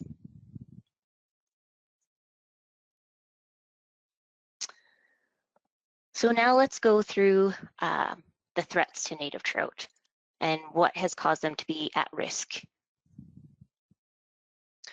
So these 3 species all face similar threats as a result of cumulative effects, which is the combined impact of past, present, and future human activities. For simplicity, we tend to communicate these stressors in 3 categories: habitat, harvest, and hybridization. Habitat threats are those threats that damage or destroy streams where these fish live. Fragmentation can be understood as stream connectedness, which is important for fish to migrate between spawning areas, overwintering spots, or feeding areas. So something like a hanging culvert can be a major barrier to fish passage. The harvest category of threats refers to indirect death of fish from improper handling during catch and release fishing, which can lead to stress of the fish and either increased vulnerability to predators or perishing due to injury or the stress of being caught. Illegal harvest can mean poaching or retaining fish due to misidentification. Hybridization refers to mixing of pure genetic strains of native trout with other strains of trout. In competition from other species of stock trout can remove food or the amount of habitat available for spawning. So although we use the 3 H's to communicate general categories of threats, we do know that there is a wide spectrum of cumulative effects, as demonstrated by this graphic showing the threats to bull trout populations in Alberta. Understanding the relative impact of each of these stressors is the process behind the cumulative effects model, or the JOE model, that was developed by Alberta fisheries biologists. This modeling approach is what Alberta is now using to rank threats for native trout species at risk, so we can better address what actions can really make a difference for these species. So when we ran the model for bull trout, the top threats came out as sediment and phosphorus, barriers to fish passage, and incidental angling mortality and poaching. And this was evident across the whole range in the East Slopes for bull trout habitat. So if you remember the maps that I showed you for fish sustainability for bull trout, well, we can run the model and show that if we fix crossings causing sedimentation and reduce sediment and phosphorus by 50% and land use footprint by 30%, we would see population increases for bull trout across all of the blue highlighted hucks on the screen. So this is pretty big because it means that if no other threats are addressed, we would still see a huge improvement for bull trout populations. So obviously these habitat issues are very important to address to provide recovery for bull trout. We're still working on the modeling for West Slope cutthroat trout and Athabasca rainbow trout right now, but likely good things for bull trout would also mean good things for other species in the same watersheds. So I talked a bit about the threats to native trout and how we make recovery strategies and goals in recovery plans, but how do we implement these activities? So we've combined recovery initiatives for all three species under the Native Trout Recovery Program due to the similarity in species needs and overlapping ranges. We used to have more regionally directed programs, such as the North Central Native Trout, or NCNT, and West Slope Cutthroat Trout Recovery Program, but now they've been combined into one. Alberta's Native Trout Recovery Program is a long-term initiative to monitor and recover native trout to improve outcomes for other cold water species in the Eastern Slopes. So this program is part of an integrated fisheries management approach used to address the cumulative impacts of multiple activities that are occurring along the Eastern Slopes.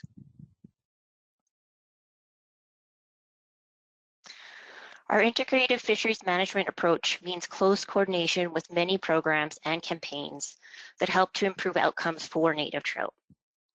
Some of these internal programs that you may be familiar with include the Species at Risk Program, the Watercourse Crossing Program, Aquatic Invasive Species Management, and Whirling Disease Program.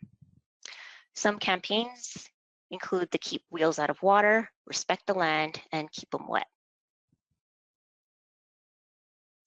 And Wendy showed you this before, but just to reiterate, the major funder of our Native Trout Recovery Program is DFO. AP was awarded several $1 million of funding through the Canada Nature Fund for Aquatic Species at Risk.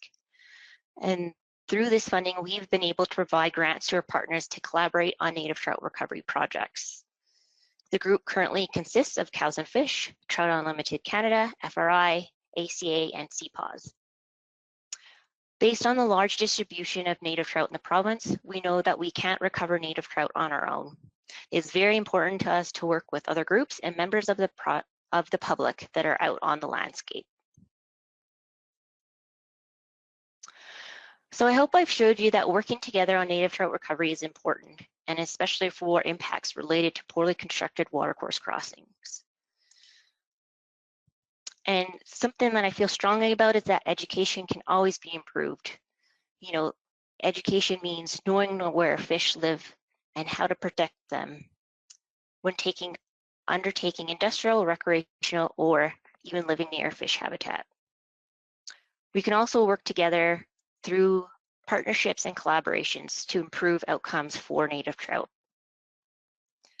As an individual, it can be as easy as taking part in citizen science, like using the Watercourse Crossing app, or volunteering with conservation organizations like Trout Unlimited Canada or Cows and Fish. It's also important that we shut down bad behavior. There's a new provincial hotline to report illegal activity on Crown land, and it's the 310 landline. With that, I'm happy to take any questions.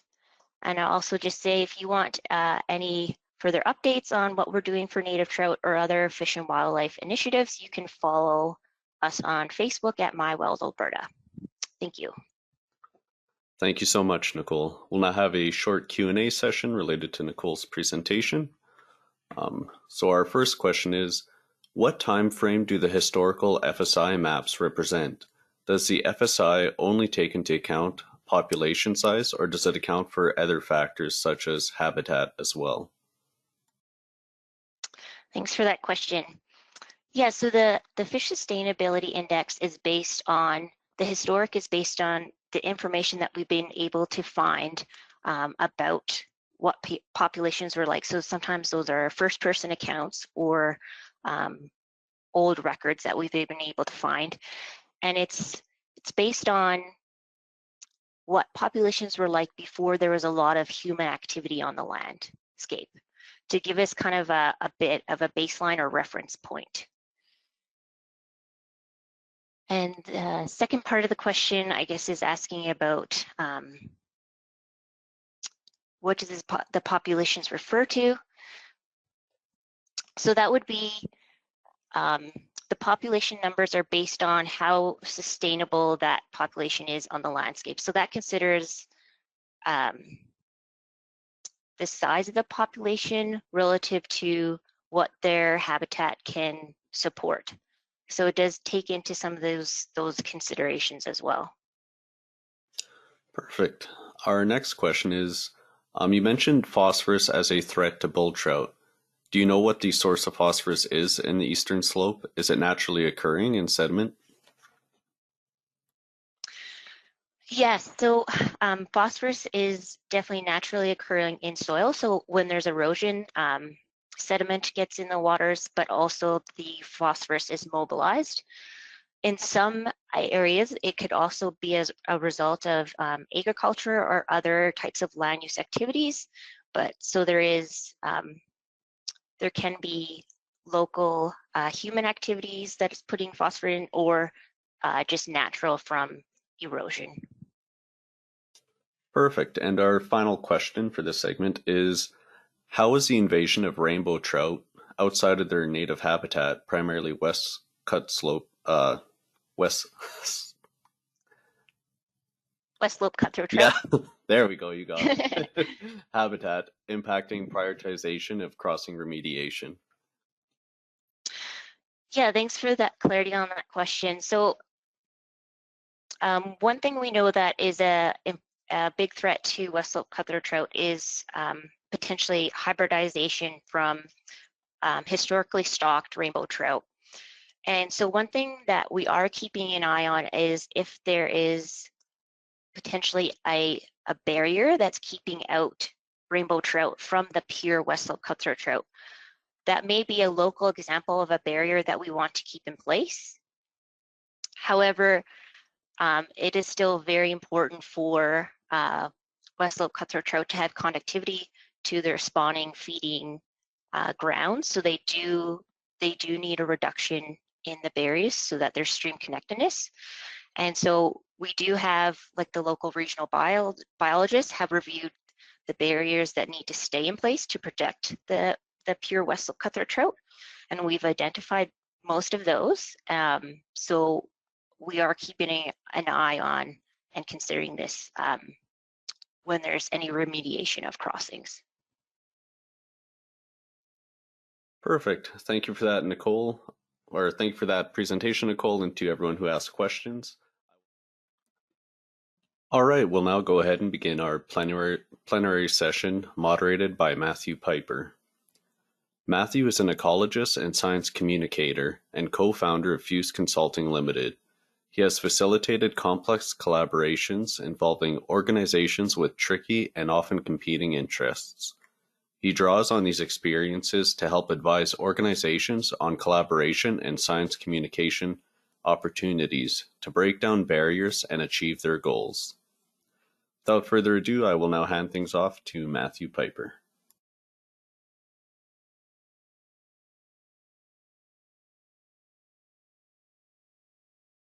Thank you very much for that introduction there.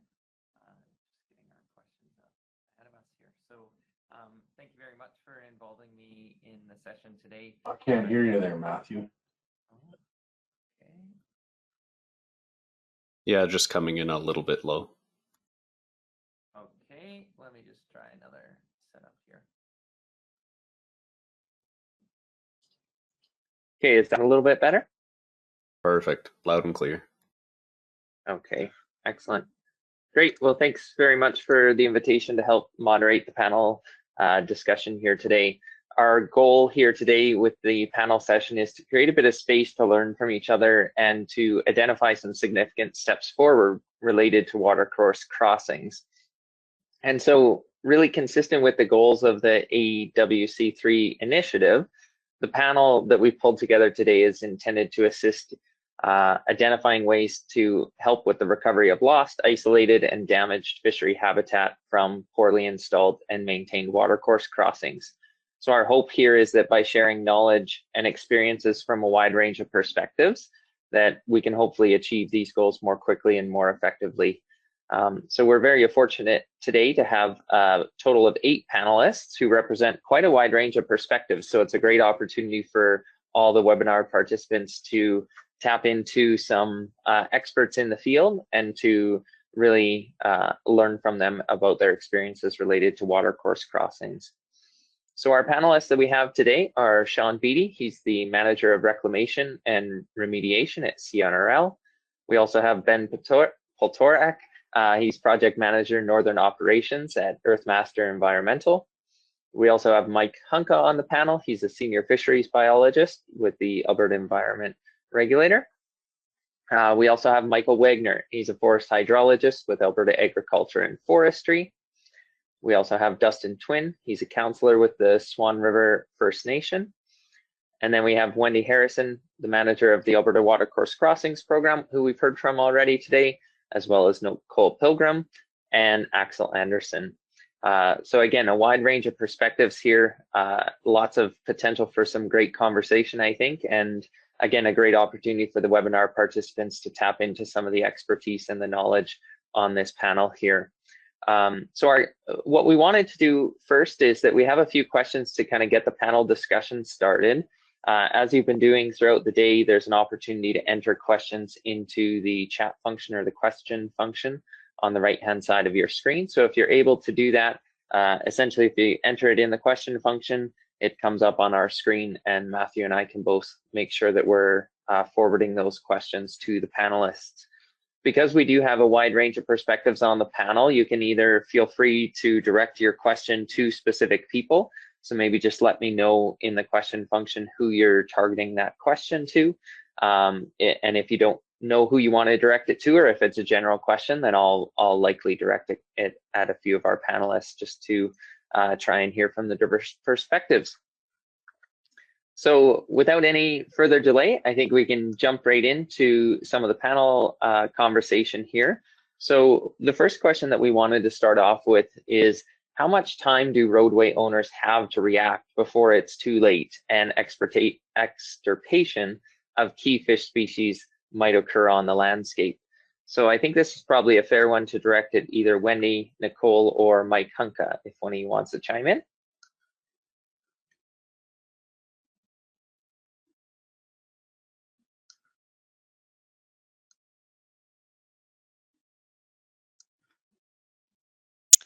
Hi, I'll take a stab at that to start. So we don't necessarily have a time frame on populations and how long they might stay on the landscape. We know that they are at risk and that certain populations, particularly in those maps that I showed you, the populations in red were more at risk than some of the other populations, and that we need to act now to provide recovery for them, because there is a tipping point when there won't be enough, the size of the population won't be big enough to recover, and it becomes issues with kind of genetic inbreeding and various things like that can occur. So the time to act is now, and especially in areas where we see the very at-risk populations.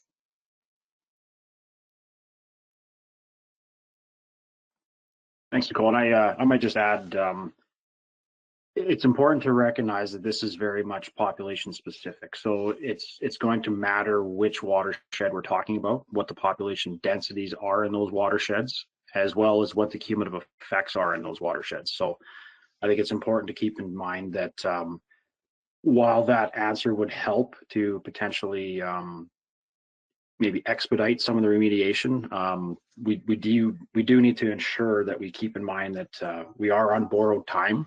We have seen significant population declines across the province, and the time to act is now. So we need to ensure that we're prioritizing works as quickly as we can. Yeah, I think the closest we've gotten to a timeline is when you look at the detailed priority watershed memo, and how it's when you look at how the watersheds are ranked, they were actually placed in priority buckets. And there is kind of a timeline or an ecological risk generally assigned to those buckets. So if you take a look into that document in a little bit more detail, I think it gives a bit of a guidance from 5 years, 10 years, 15 years.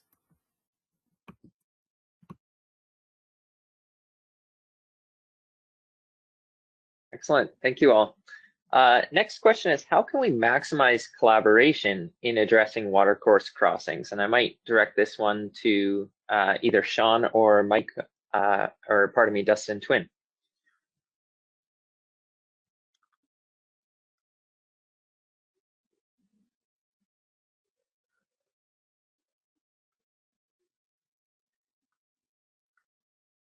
Yeah, I'll go first, I guess, Sean. So there are the companies in Alberta, and there are stakeholders, I guess, what people refer to.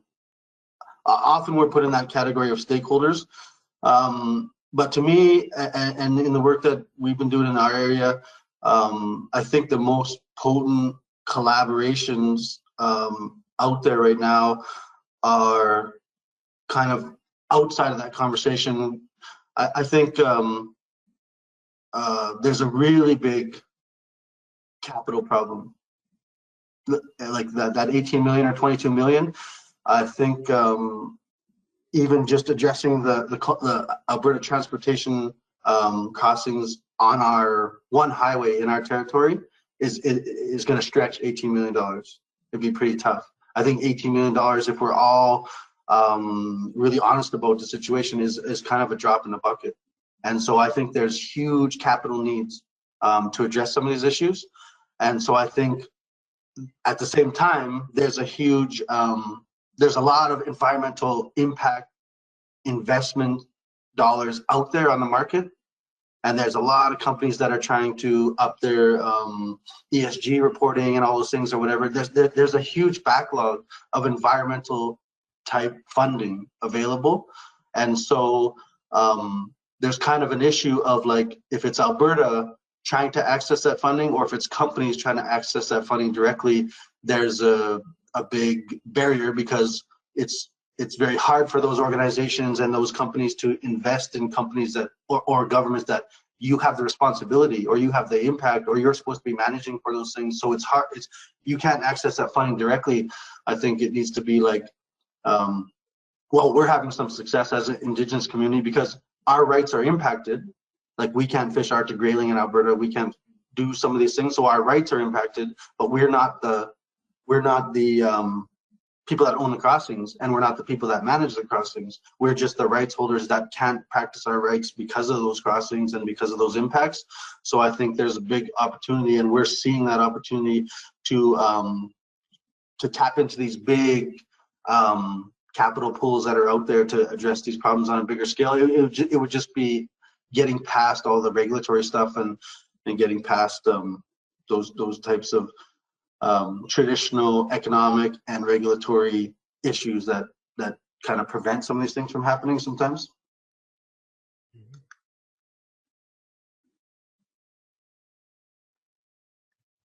Excellent. Thank you, Dustin. Sean, did you want to add anything to that question?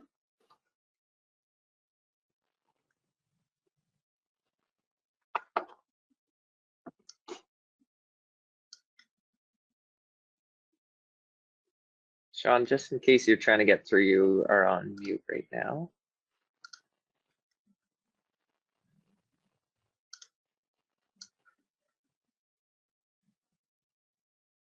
That's better. Sorry, I was unable to unmute myself there. Yeah, I think Dustin's got some good points there. We've been involved in this for a long time, and it's been challenging, I won't lie, to get the right collaboration to really have the impact at a watershed level, whether it's companies or governments or municipalities, First Nations. You know, we all have different priorities, and what Dustin's hitting on there is to line up the right place to be at the right time with the right resources is so important. And many companies are trying to tackle this in the energy industry and the forestry industry, but we're all kind of off on our own, doing our own piece. And it's Wendy and Mike and some of us have been working a long time to build on this collaboration. And what we've learned is that it just starts at one crossing, one watershed at a time. And it's about relationships and reaching out to folks like Dustin, to the regulators, and trying not to let the size of the challenge get in the way of collaboration. It's really a one crossing, one watershed at a time. You know, build on those little successes, and that's where we're going to get momentum and really drive this ahead on the collaboration side. And if we keep trying to do it at a real macro level, we struggle, because it's just an immense problem that's taken 100 years to create. So we really got to focus on solutions at a smaller level, and then build from there. And then, like Dustin said, get out there and resource the capital that's out there, the different ideas, the different people. And we're starting to do that now. We're getting a lot of momentum, so encouraging for sure. Matthew, I might also just add to that. From the regulatory perspective, I mean, the regulators are absolutely in support of any efficiencies that can be gained through collaboration. So, you know, if there is ideas that industry wants to put forward in regards to, you know, how efficiencies can be gained, we are absolutely in support of that, and we'll look to work with you know, our partners in industry to see those actually come to fruition. So any ideas, we're more than willing to actually listen to those, so feel free to bring those forward. Great. So next question we have here, how do we monitor and report on progress related to addressing watercourse crossings? And maybe I'll direct this to either Michael Wagner or Wendy or Axel.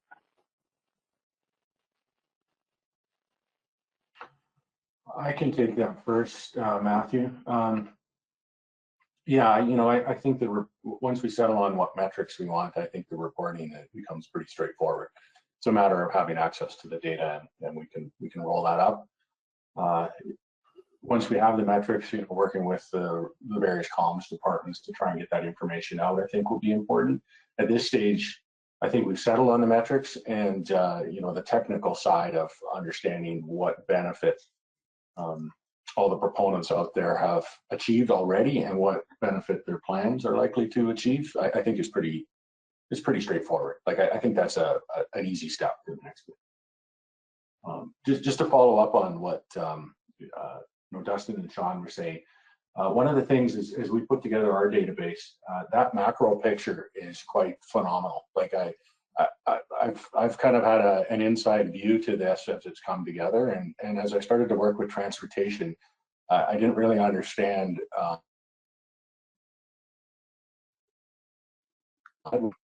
you know, how powerful it was compared to what they knew. Right, they were sort of in their small world, looking at individual projects, but not understanding what was going on in the rest of the watershed, what might be downstream. You know, they may know a couple 100 meters up and down in their crossing. Once you're able to put that in the watershed context, it really it puts that whole picture at your fingertips, so you know who else is operating, who you got to talk to figure out what's there. So I think as a follow-up to what they were mentioning, it's more of an offer. So it has to be driven from the ground up from now, right? As proponents are looking to fix things and do better for a particular area or watershed. I think, you know, now that we have the macro picture, we can pinpoint them and make it a little easier for them.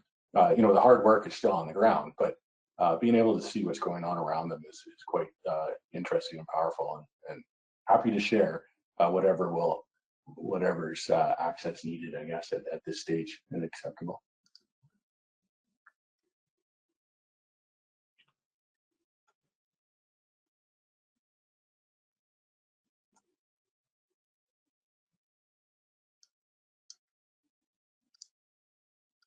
Great.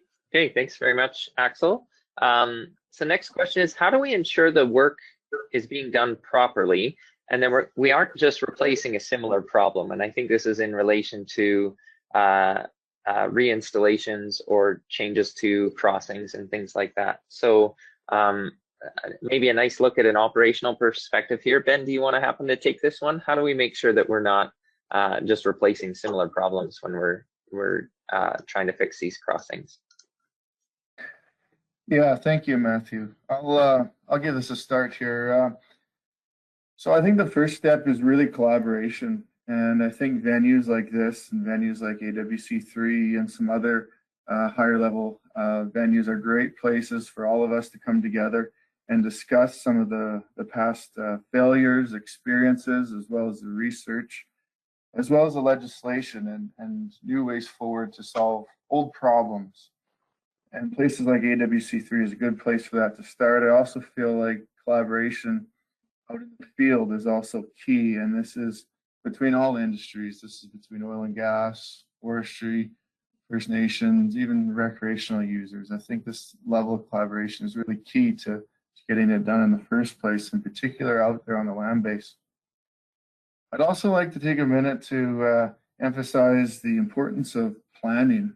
A lot of these projects are not short-term decisions. They involve, as mentioned already, significant contributions of dollars, and planning is really key to install the right crossing in the right place at the right time. Some of these crossings can be years in the planning stage, whether it's to get through not only the dirt work, but also the engineering and some of the hydrological analysis that is required. So it's really key not to rush this. It's also key to make sure that you're getting the appropriate restoration work being complete on the ground, being overseen and inspected by individuals that actually have worked with watercourse crossings over the last several years. What we're finding out on the land base is that significant amounts of funding are being allocated to restore crossings. And upon further inspection, post-restoration, it's looking like some of these crossings are not meeting that standard out there in the landscape today. And that's really unfortunate because those capital dollars are so hard to get to and access these days. It's really key to make sure that we do it right, because we've been doing it wrong for an awful long time. So to make sure we got the right people in the right place at the right time, we're also going to help you to make sure that we have the right work going on out there on the land base. And I'd also like to mention here as well is that appropriate monitoring and maintenance of these structures and is going to be required for the long-term benefit of the watersheds in their entirety. Somebody did mention today, and I thought it was a really good idea. This has been spoken about in some other circles as well before, but somebody mentioned today in the questions, I'm not sure who that was, but I thought it was a good point to bring up. I mean, there's some discussion about a designation of some sort to apply to these watercourse crossings.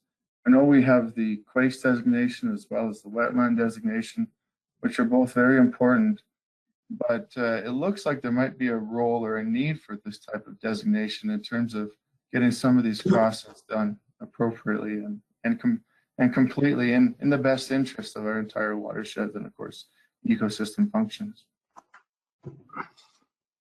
Anyone else can jump in now if they want.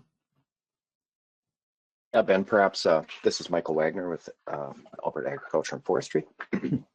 I'll just build on what Ben said in terms of the mandate of AWC3, as well as the government of Alberta, in a sense, meeting these two groups halfway in terms of the delivery of the watercourse crossing program and the prioritization work that Axel has shown today with the proposal that the AWC3 currently is working on in developing best management practices guidebook to facilitate the proper construction, installation, and design of these structures in aquatic habitats. And so I think through collaboration, I'm very optimistic that we'll see some of those results, those positive results happen on the ground through redoing inspections once remediation work has been completing, and subsequently updating that spatial database that APSO is working on to change the color of those streams on the map for the good.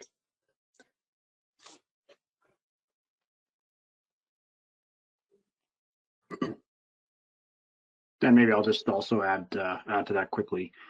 I can say and speak for the AER that projects that are remediated from proponents under our jurisdiction are prioritized for inspection the following year. So remedial works that are done, they are being inspected by our inspectors the following year to ensure that those remedial works are actually achieving the goals of the directive. Yeah, I just wanted to add to what's already been said as well is I'm really excited about the possibility of having an operational guidebook, a best practice for the folks that are actually putting the crossings in. I think that's valuable work that this collaborative can produce, I think. Another piece on the regulators is improving the front end of approvals and getting at that legislation, getting better crossing types into the high-risk watersheds, giving clear direction on monitoring and reporting and maintenance. That's on us. What's already been mentioned is proper monitoring and maintenance of crossings. The other two pieces, just to add on what Mike was saying, is definitely on the regulator to audit bad players on the landscape, or crossings that didn't work out. Why didn't they work out? And getting back to remediating them. The other piece that hasn't been mentioned is the science. So developing I think it's important for this group to think about developing a research design that can evaluate the efficacy of different crossing designs and installations. I think that's an important component that we should be pursuing together. Great, thank you. Lots of insights from different perspectives, so that was really excellent. So we have a question here for Dustin Twin. What role would First Nations like to take in the watercourse remediation process? Is there traditional knowledge that should be taken into consideration that hasn't been thus far in the watercourse crossings program? Yeah, if it was up to me, we would manage all these things, I guess. When Nicole was doing her presentation, she kind of referenced like that FSI and how it was before, and before human impacts, what kind of was the wording, I guess. But there was human impacts and humans here for tens of thousands of years, thousands and thousands of years in these habitats, fishing these species and doing all those things, and somehow doing it sustainably. And like people could minimize that, I guess, and say like, oh well, you were primitive, and or you were not as big of a population, and all those things, I guess. Some of those things are somewhat true, but I think there's a fundamental difference in how we view all these things. We don't have like a perpetual growth model to our societies. We don't strive to perpetually grow and progress. We don't draw time in a line where like you're steadily moving across that line and moving towards some, I don't know what it is. Like I always ask companies or people that or like government or whatever, Western society, like what is the goal at the end of that timeline? Like what are you trying to do? What's your society trying to achieve, or what's the goal of that progression?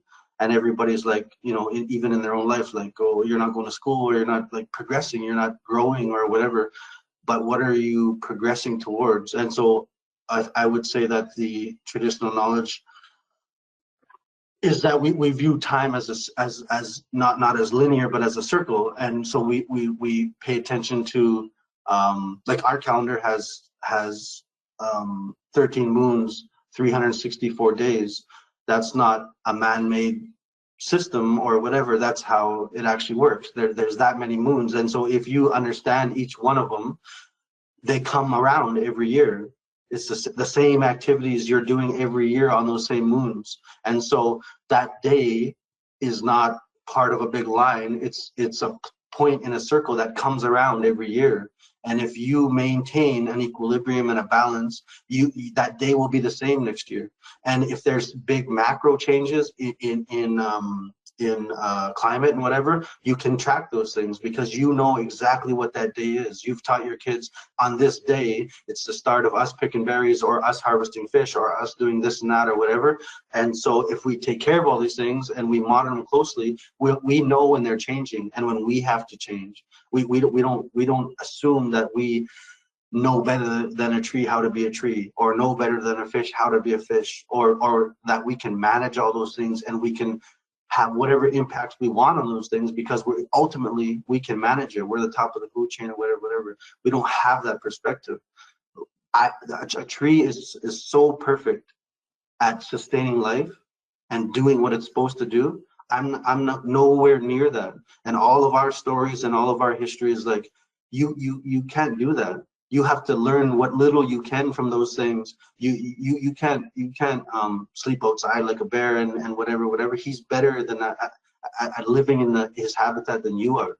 You have to learn what little you can from him and not alter all these things because you have very little understanding. Like to us in our history, we're the youngest people. We're the youngest thing on earth. We're the youngest. We know the least about how to live on earth or whatever. That's our cultural understanding. And I guess like scientifically or whatever, we're humans are the youngest things on earth. And so everything else is older than us. We have to learn from everything else and respect all those things because there's these crazy processes taking place that we have just a fraction of an understanding. So how can we alter those things and manage those things if we don't completely understand them? I hope that answers your question. It's very helpful. Thank you, Dustin. Next question. Is there a list of experienced companies that are knowledgeable in watercourse crossing remediation and compliance requirements? The addition to that is that municipalities may need to hire contractors to complete remediation work. Not sure if anyone specific on the panel wants to tackle that, so I'll kind of keep it open-ended. Anybody aware of a list of experienced companies?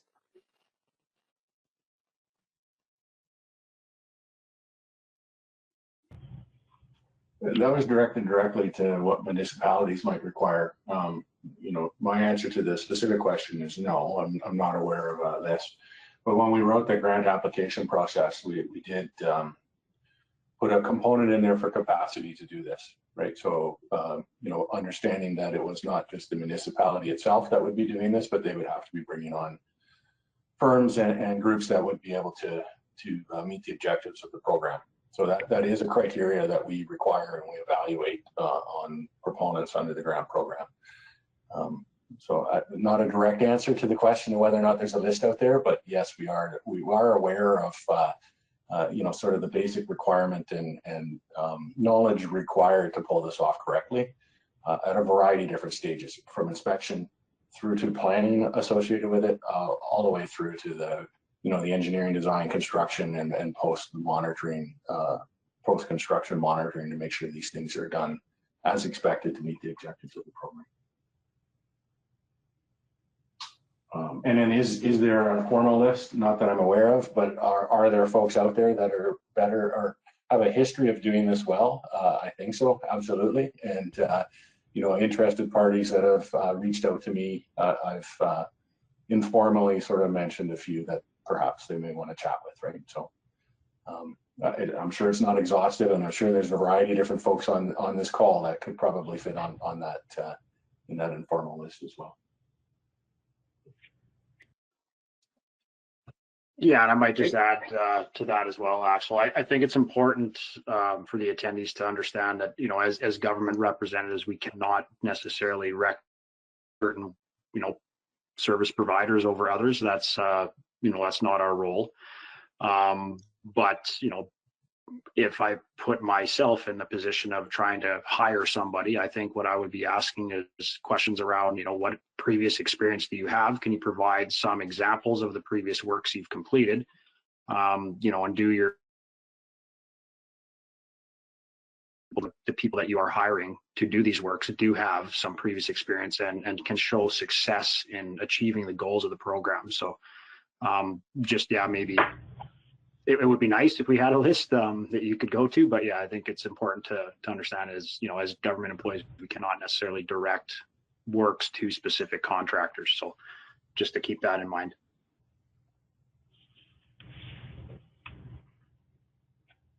I could jump in here for a little bit as well. I'm kind of on the contracting side of the environmental side. I think kind of as Mike Honka said, you know, do your due diligence, do your research, look into previous works in those organizations, ask them a lot of hard questions. It's also fairly critical to reach out and see which organizations are volunteering their time and their effort towards significant collaborations within organizations like the AWC3 or some others out there. A lot of those individuals are doing a lot of that because they're interested. They're interested personally in some of the watercourse restoration work that is going out there, and some of that work does become personal for some people. So they're going to give it 110% out there. Okay, excellent. Next question. Stream gradient has been absent and natural fish passage barriers have also been absent from many of the presentations today. When and where in the current modeling have these factors been addressed? So Axel, I wonder if you want to maybe take a stab at that first.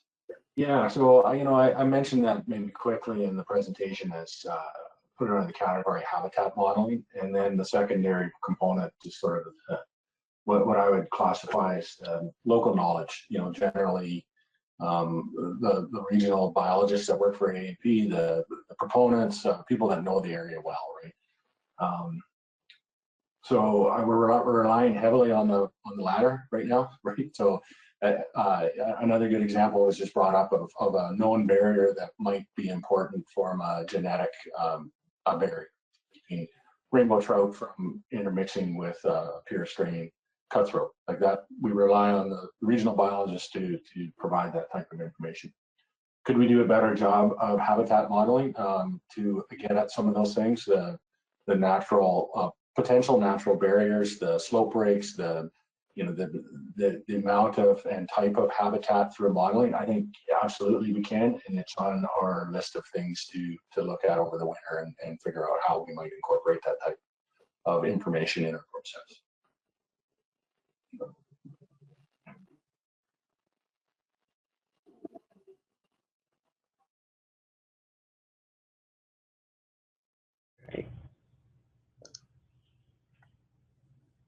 Hi, Matthew. Maybe if I could just add to Axel. So as a company, we've got a lot of data, and we've tried to take a run at the gradient issue or challenge. And you know what we're using gradient for in our process is to prioritize crossings. So which ones you may fix first. But what we've learned through extensive work in the field is that, you know, gradient is one of those things that it's hard to measure that as a success factor for fish.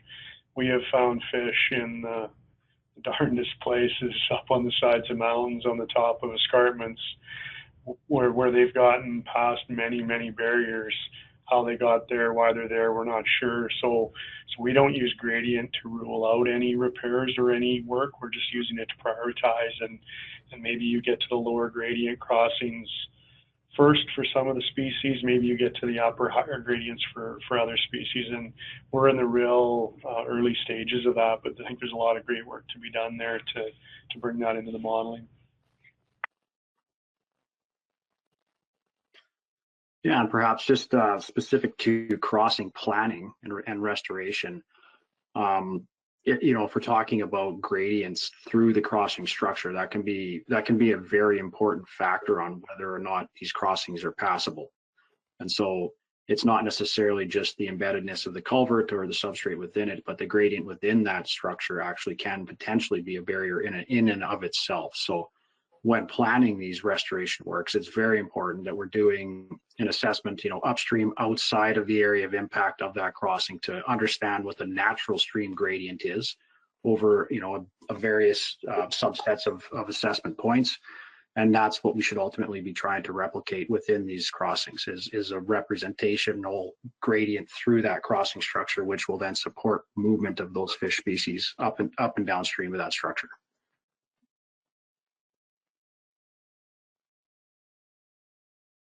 All right, excellent. The next question is directed at Wendy. Are any of the WCP funds available for research initiatives aimed at validating some of the underlying assumptions and/or key remediation methods commonly used in watercourse crossing prioritization and remediation in Alberta? So some examples are studying sedimentation effects on local species or habitat, or real-world validation of AT's fish passage modeling approach. Wendy. Oh, that's a good question. Right now, the existing funding that I showed you is specifically for remediation. We do have a couple of applications in the hopper for DFO funding and part of those applications have a science portion to it that we're trying to build into. So we're waiting to hear back, and I will definitely report back to this group. But I think if we're successful with that funding, it's going to be a collaboration in terms of developing the research design and doing the work. So it will be, I'm looking to this group and the specialists here, and a lot of you already probably know on this panel of some of the grants that we're applying for, because we've put your name forward to develop these research designs. But we're working at it, and I'll let you know when and if we're successful with those pieces.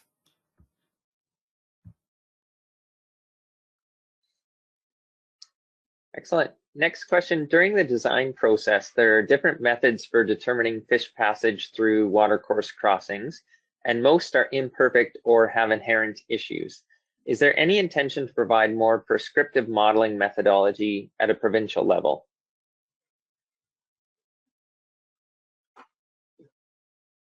It's Axel here. Tentatively, yes. I think the wild card in the situation here is there's another regulator, the Department of Fisheries and Oceans, that has a big stake in this. In particular, as it relates to the SARA-listed species and recovery of those.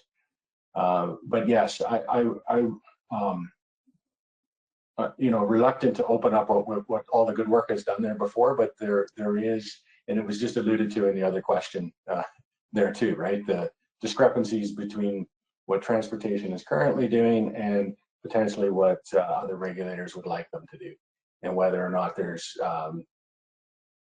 some monitoring to validate or show that there's improvements needed on either side. So I think that's a loaded question that goes along with a variety of different things, and the time is probably right to look at trying to get all the parties together to provide some guidance on that, right? In particular, because DFO has a new stake in it that sort of revitalizes the need to have that conversation again, and hopefully provide some guidance that is systematic, that can be used so that we remove some of the uncertainty around whether or not a fish can get through it. What that looks like at this stage, again, I don't know. That'll be up to sort of a larger group to work through, and something on our radar that's an important uncomfortable box to open up and take a look at. And I can just add to that, Axel. So there is ongoing discussions between the various government bodies in Alberta and Fisheries and Oceans Canada you know, in regards to the directive in its entirety. And so this issue has been brought up. It is being worked through. You know, I will step a little bit outside the box here and confirm that DFO has confirmed to us that they are developing a fish passage assessment tool. It's currently in trials, and so the intent would be that DFO would release that when it is tested and shown to be accurate, and that will then form a piece of this overall assessment process. And so there will be ongoing discussions that will continue, you know, to ultimately come to some agreement on what the provincial standard will be. But obviously that will inform how that passage assessment will be done. It will be done in collaboration with the various regulatory bodies and Fisheries and Oceans Canada.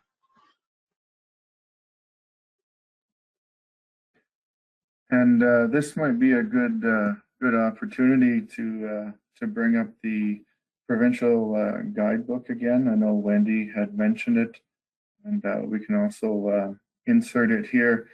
The intent of this guidebook is being spearheaded by AWC3, and it's intended to be a collaboration to try to set standard for some of this restoration work that's going on out there.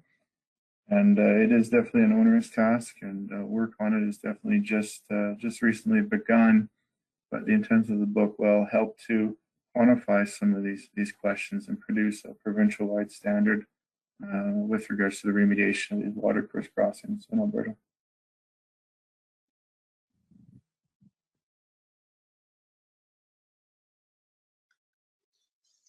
Okay, next question. With respect to inputs of sediment into Alberta watercourses, how would you compare the anticipated sediment loading caused by watercourse crossings versus stormwater outfalls? And is there a similar collaborative effort occurring amongst regulators and municipalities to remediate outfalls?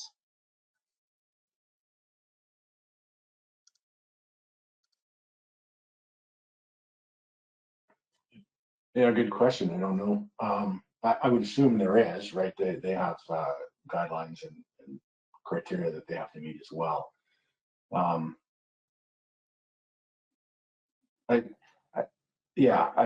don't know a direct answer to that. I guess the answer is we're not currently collaborating with them to look at what would be coming off of municipal stormwater outfalls.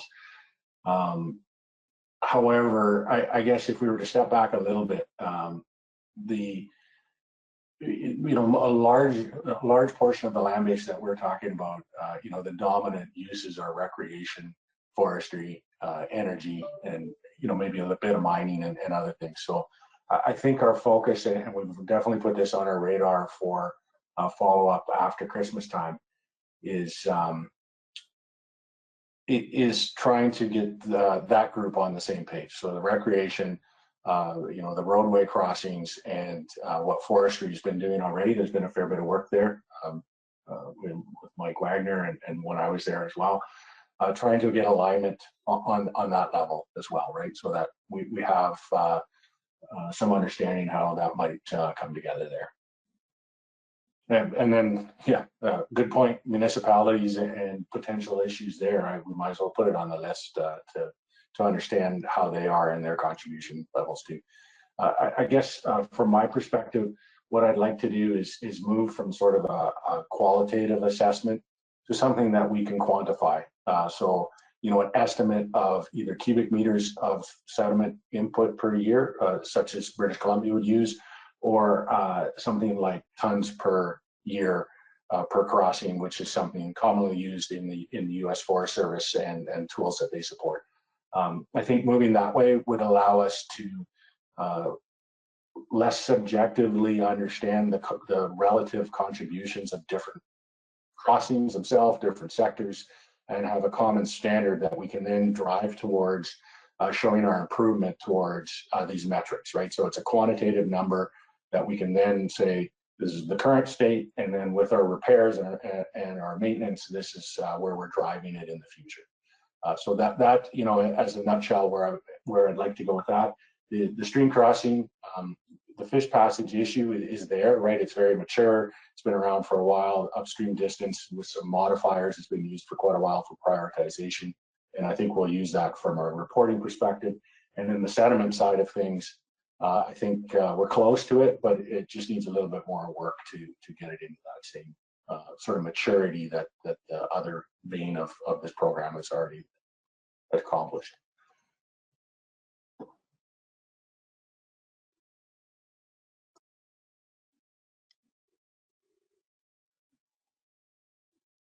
Okay, great. Next question. Will crossing assessment data eventually be open to the public to access and to view?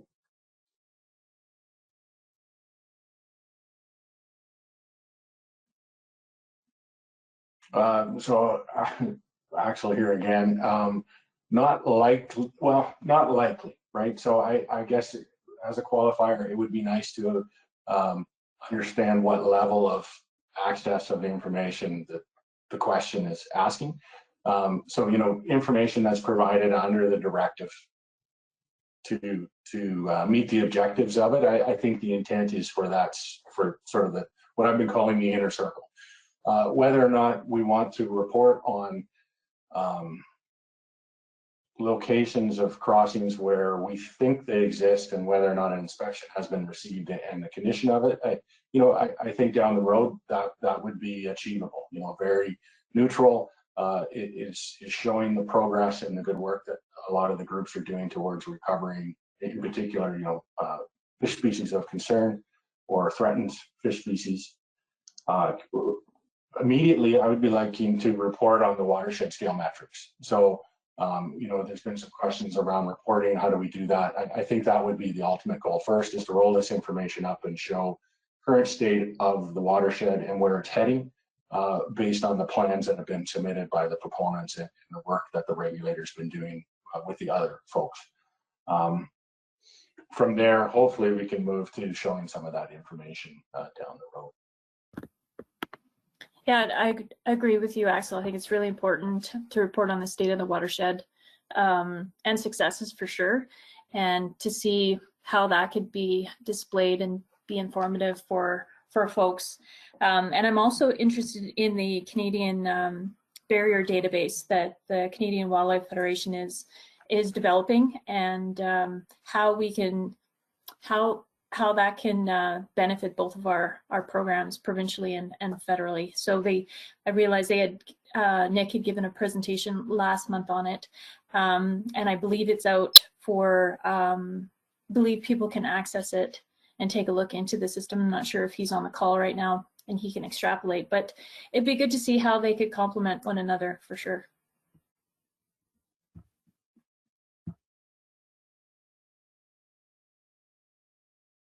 Okay, next question. I've seen industry frequently using open bottom arches as fish-friendly crossings, but have not seen these used on Alberta transportation roads. Is Alberta transportation open to all design options, or are they limited to using bridges and embedded culverts?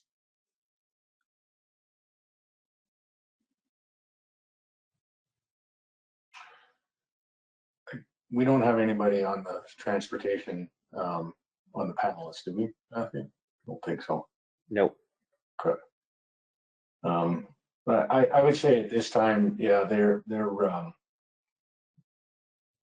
there's hesitancy to use arched structures. I think in particular from a geotechnical perspective, you know, they pose some challenges and some potential risks to failure that don't exist if you were to use an embedded culvert. So I think their preference for sure is to use a culvert and embed it and oversize it for sure.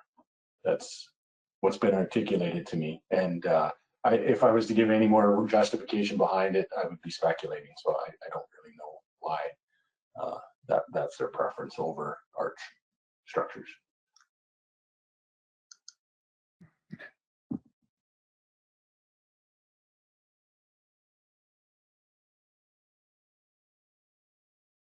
Okay, next question. Can the group? But I guess, Matthew, as a follow-up, if that person's interested, they can send me an email and I can get the answer to that. I'm sure I can talk to them and get their justification. I'm sure it's a good one. I haven't really pushed to ask and get that answered myself. Great, thanks, Axel. Next question, can the group speak to any post-remediation plans such as inspections, fish monitoring, etc.?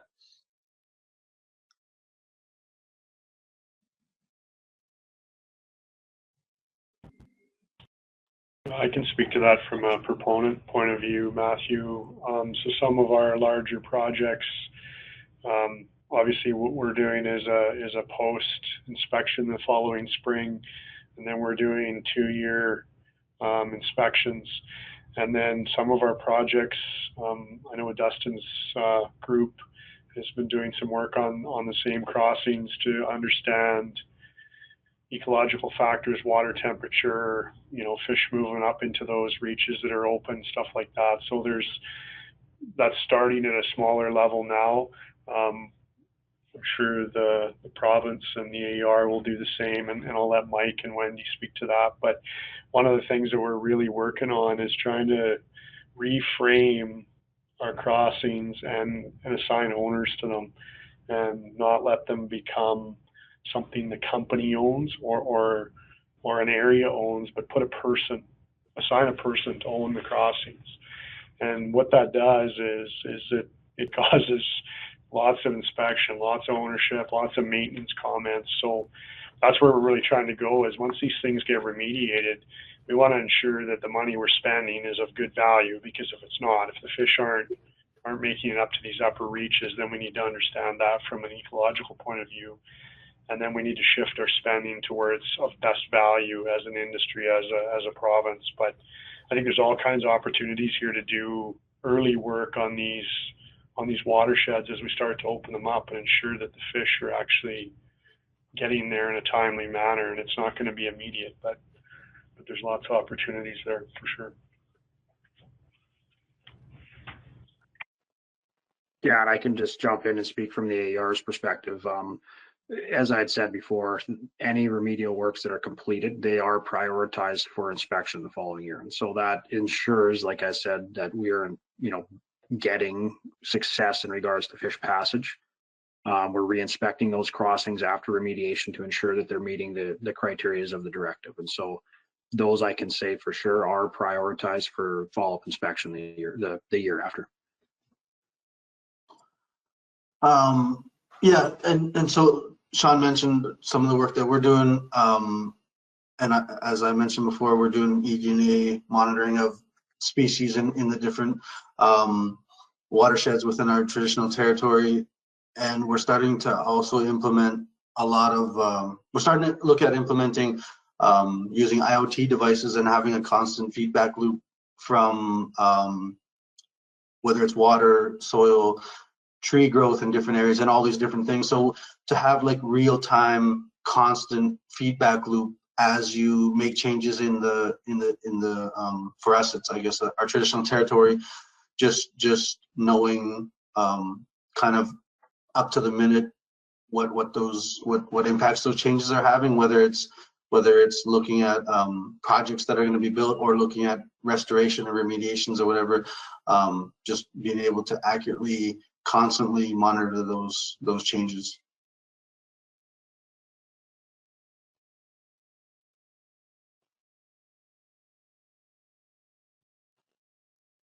Great, excellent. Next question here. The awareness amongst engineers and other consulting companies about this watercourse crossing program is not known at a wide scale, and therefore the recommendations being put forward by this program are currently ignored because they do not reside within legislation. So is there going to be a change to legislation so that ignorance is not an excuse for refusing to implement these recommendations? And some examples might be type 1 or 2 crossings in priority 1 watersheds. Any folks from government or maybe Mike at the AER want to speak to that?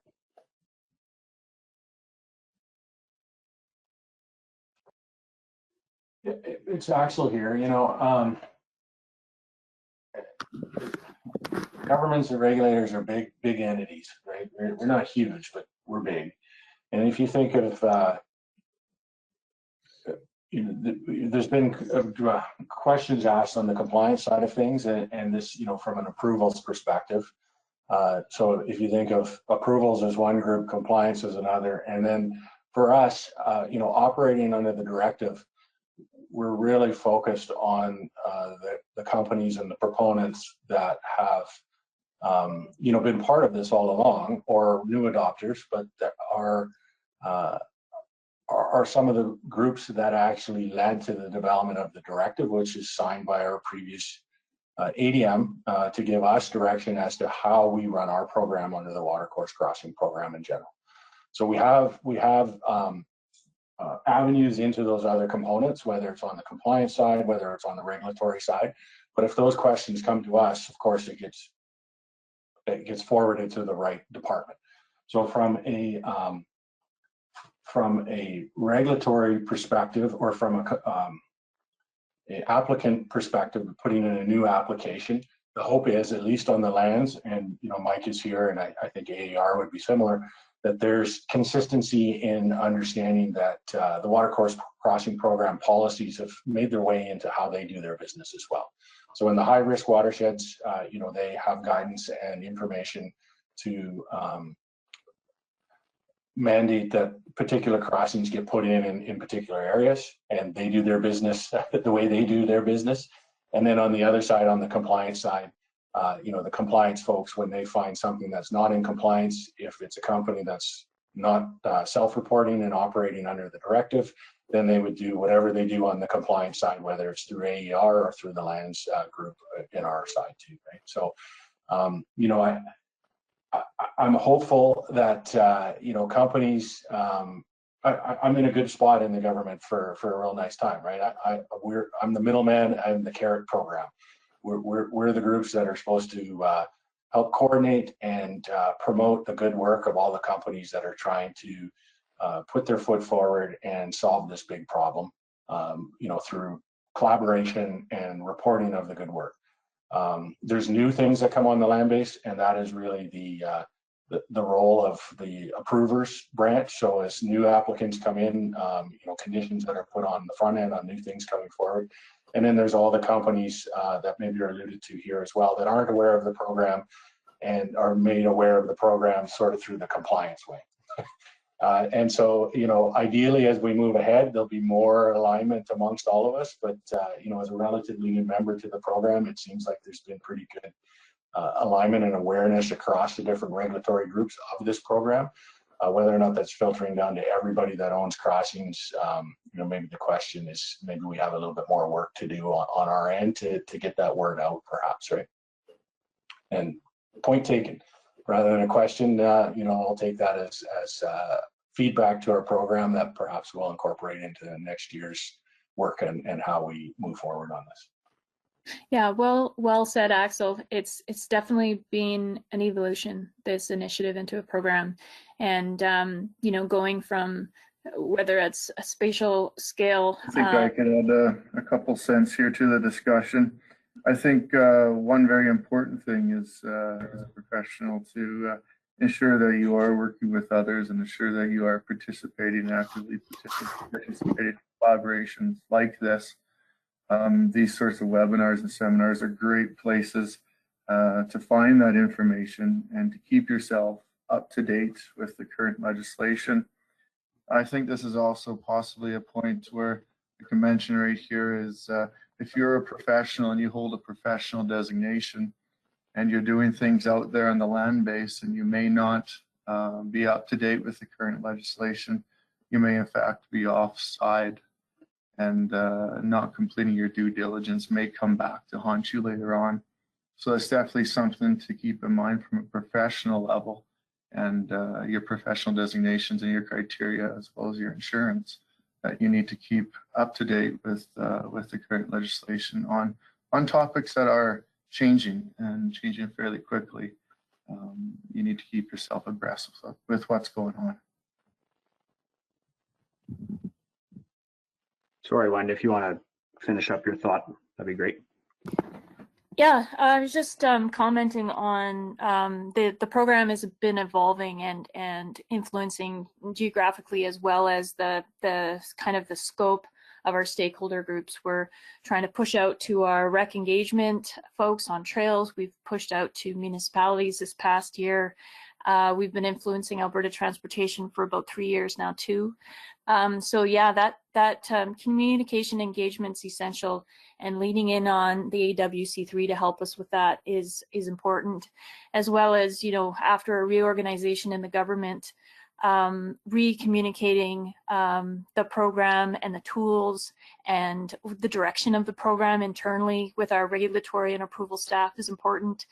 We're engaged in the new digital regulatory assurance program, which is releasing in a stage approach. So we're influencing the next release so that we can make sure that our where we want to be with our business process for the watercourse crossing program is implemented into the front end of approvals.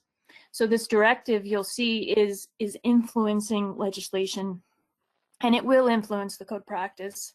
It has influenced the master schedule of conditions. And so that's to answer the person's question directly, is we're working towards that, getting better structures in the high risk areas. And part of that is making sure that we create tools before we push these things. We create tools that will make it easier for crossing owners to be able to achieve those outcomes. And just you know, maybe for some context too, I mean, there obviously there will be some you know, operators out there that may not be aware, but you know, currently we have a membership of, you know, 49 resource companies that are members of the directive. You know, these are the biggest operators in Alberta, so I would think that the vast majority of disposition holders on the landscape are aware of the legislation and of the directive. You know, all of the regulatory bodies have worked really hard since the implementation of the directive in 2015 to get the word out, to start educating, you know, proponents and the public in general about the actual intent of the directive and what the requirements are.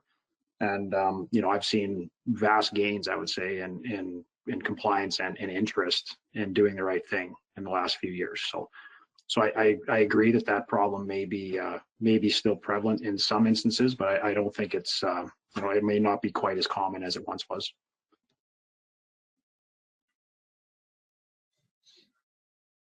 Excellent. Some really great insights from different perspectives there. So thank you all for chiming into that question. There's a number of folks that have contributed just general ideas that they wanted to share with the group. And so I'm just going to walk through those quickly here. And then I think we have maybe one more question, and we'll be looking at having some closing remarks and wrapping up for today. So a couple folks just wanted to mention a few things. One individual said the Canadian Aquatic Barriers database can be accessed at aquaticbarriers.ca. We've released it over 8 pilot regions as a test launch, and it currently only includes dams and waterfalls, but we are looking to expand into stream crossings next year. So an interesting resource there at aquaticbarriers.ca if some folks are interested in accessing that. Also a follow-up to some of the question about the open bottom culverts, the use of culverts by Alberta Transportation. Somebody said Alberta Transportation is open to all options, but bottom structures require additional mitigation like sheet piles, which generally make them more costly than a bridge. So some insights shared there. There was also information shared by an individual in relation to the question about whether there's a pre-qualified list of contractors. So an individual shared that Alberta Transportation has a list of pre-qualified companies for bridge and culvert design that may be helpful to other owners. And there was a question here about the best design guideline references for fish passage and crossing design for trout. And I think many of you have spoke to kind of a recent initiative or something that's being planned right now in terms of developing a guidebook and a best management practices guideline for the province of Alberta. So I think that addresses that question as well. So if I'm not mistaken, we have answered almost everybody's questions here. Some really great questions submitted for the panel discussion. There's just one more here to close us out, and then I'm going to hand it back to Matthew and the organizing committee here But I guess let's jump into this final question. So have incentives been considered to speed up the voluntary submission of watercourse crossing inspections? Or have mandatory submission requirements been explored to existing inspection regimes? An example shared was Alberta Transportation's BIM inspections, fish research licenses related to crossing projects, or annual reporting requirements for various land users. Not sure who might want to speak to that here, but I'll put it out to the whole group.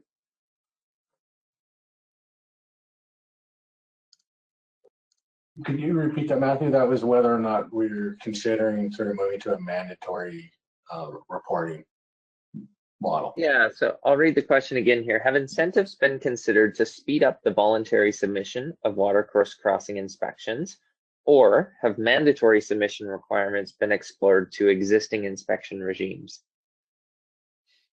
I think explored is probably the operative word there. I would say yes. You know, I think there's a group of individuals, especially as they build the new regulatory process through DRAS, exploring ideas on streamlining where all types of reporting, you know, that would be dispositions coming out of E&P. Have we been? You know, I think it's too early to say. I think our focus really is on, like I say, operating under the directive, which gives proponents, you know, leeway to inspect and develop plans for themselves.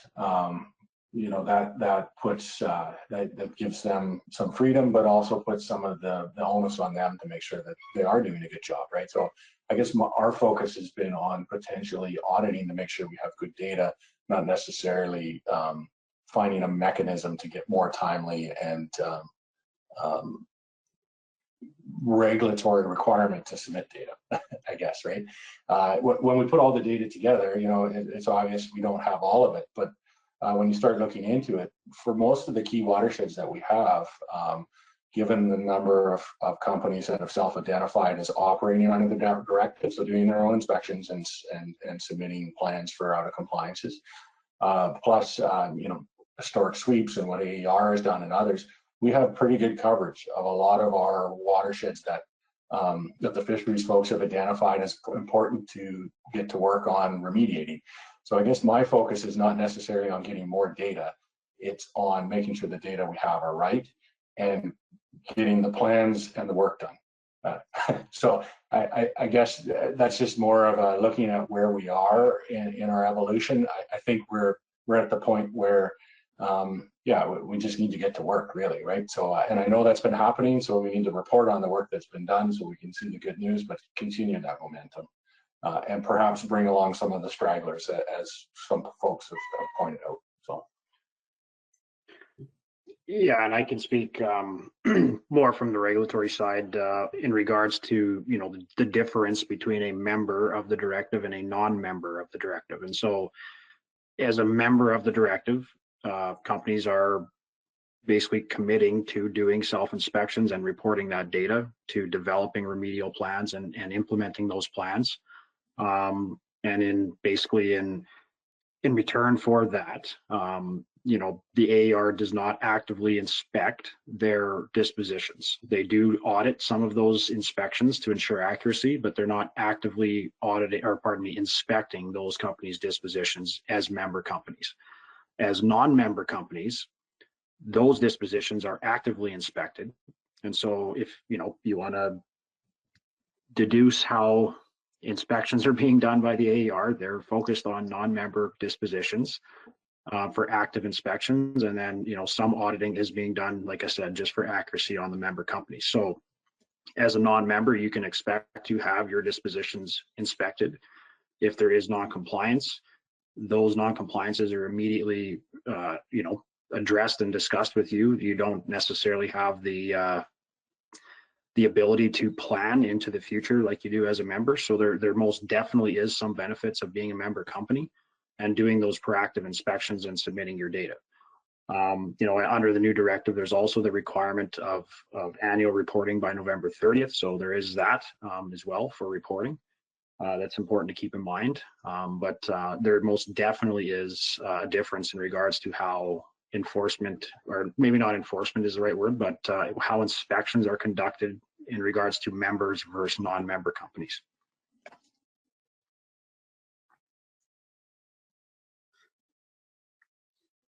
Great.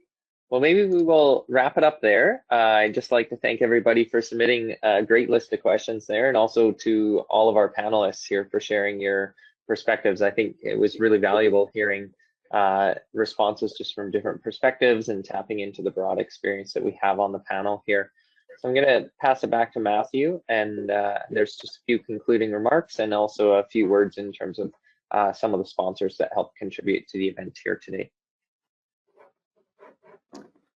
Awesome. Thank you, Matthew, and to all of our panelists. The Alberta Watercourse Crossing Collaborative would like to thank the Deputy Minister of Environment, Bev Yee, and all of today's speakers and panelists for contributing to the success of our first Watercourse Crossing technical session. It's only with the help of these subject matter experts that the AWC3 is able to uphold our mandate of information transfer regarding watercourse crossing restoration. These events will help educate the roadway crossing practitioner and will in turn be used to help fix the problem of poorly installed and maintained watercourse crossings, which will reverse the negative FSI trends of our fishery populations are currently experiencing. This event and our webinar over the past month have been sponsored by the Alberta Conservation Association, for which we are grateful for the recognitions, support, and assistance. We would also like to thank this year's individual webinar presenters who over the past 4 weeks have contributed to the Fall 2021 webinar series. Over the course of this year's program, approximately 830 individuals have registered for these webinars and have interacted and learned from some of the most qualified subject matter experts regarding roadway watercourse crossings in the province. The AWC3 is a volunteer organization, and we are always looking for assistance from other subject matter experts who are equally passionate about fixing the roadway watercourse crossing problems across this province. In the next few months and over the coming year, we will be undertaking our biggest project to date, with plans to develop a provincial roadway watercourse crossing manual, and we will be seeking the assistance of individuals to contribute their expertise. Please keep an eye out for this project and feel free to contact us anytime at info@awccc.ca. Thank you again to everyone who has helped contribute to the success of this event and assisted AWC3 in achieving its educational goals. And thank you to all the attendees that have attended today's seminar and the webinar over the last month. Thank you, everyone, and I hope you have a wonderful day.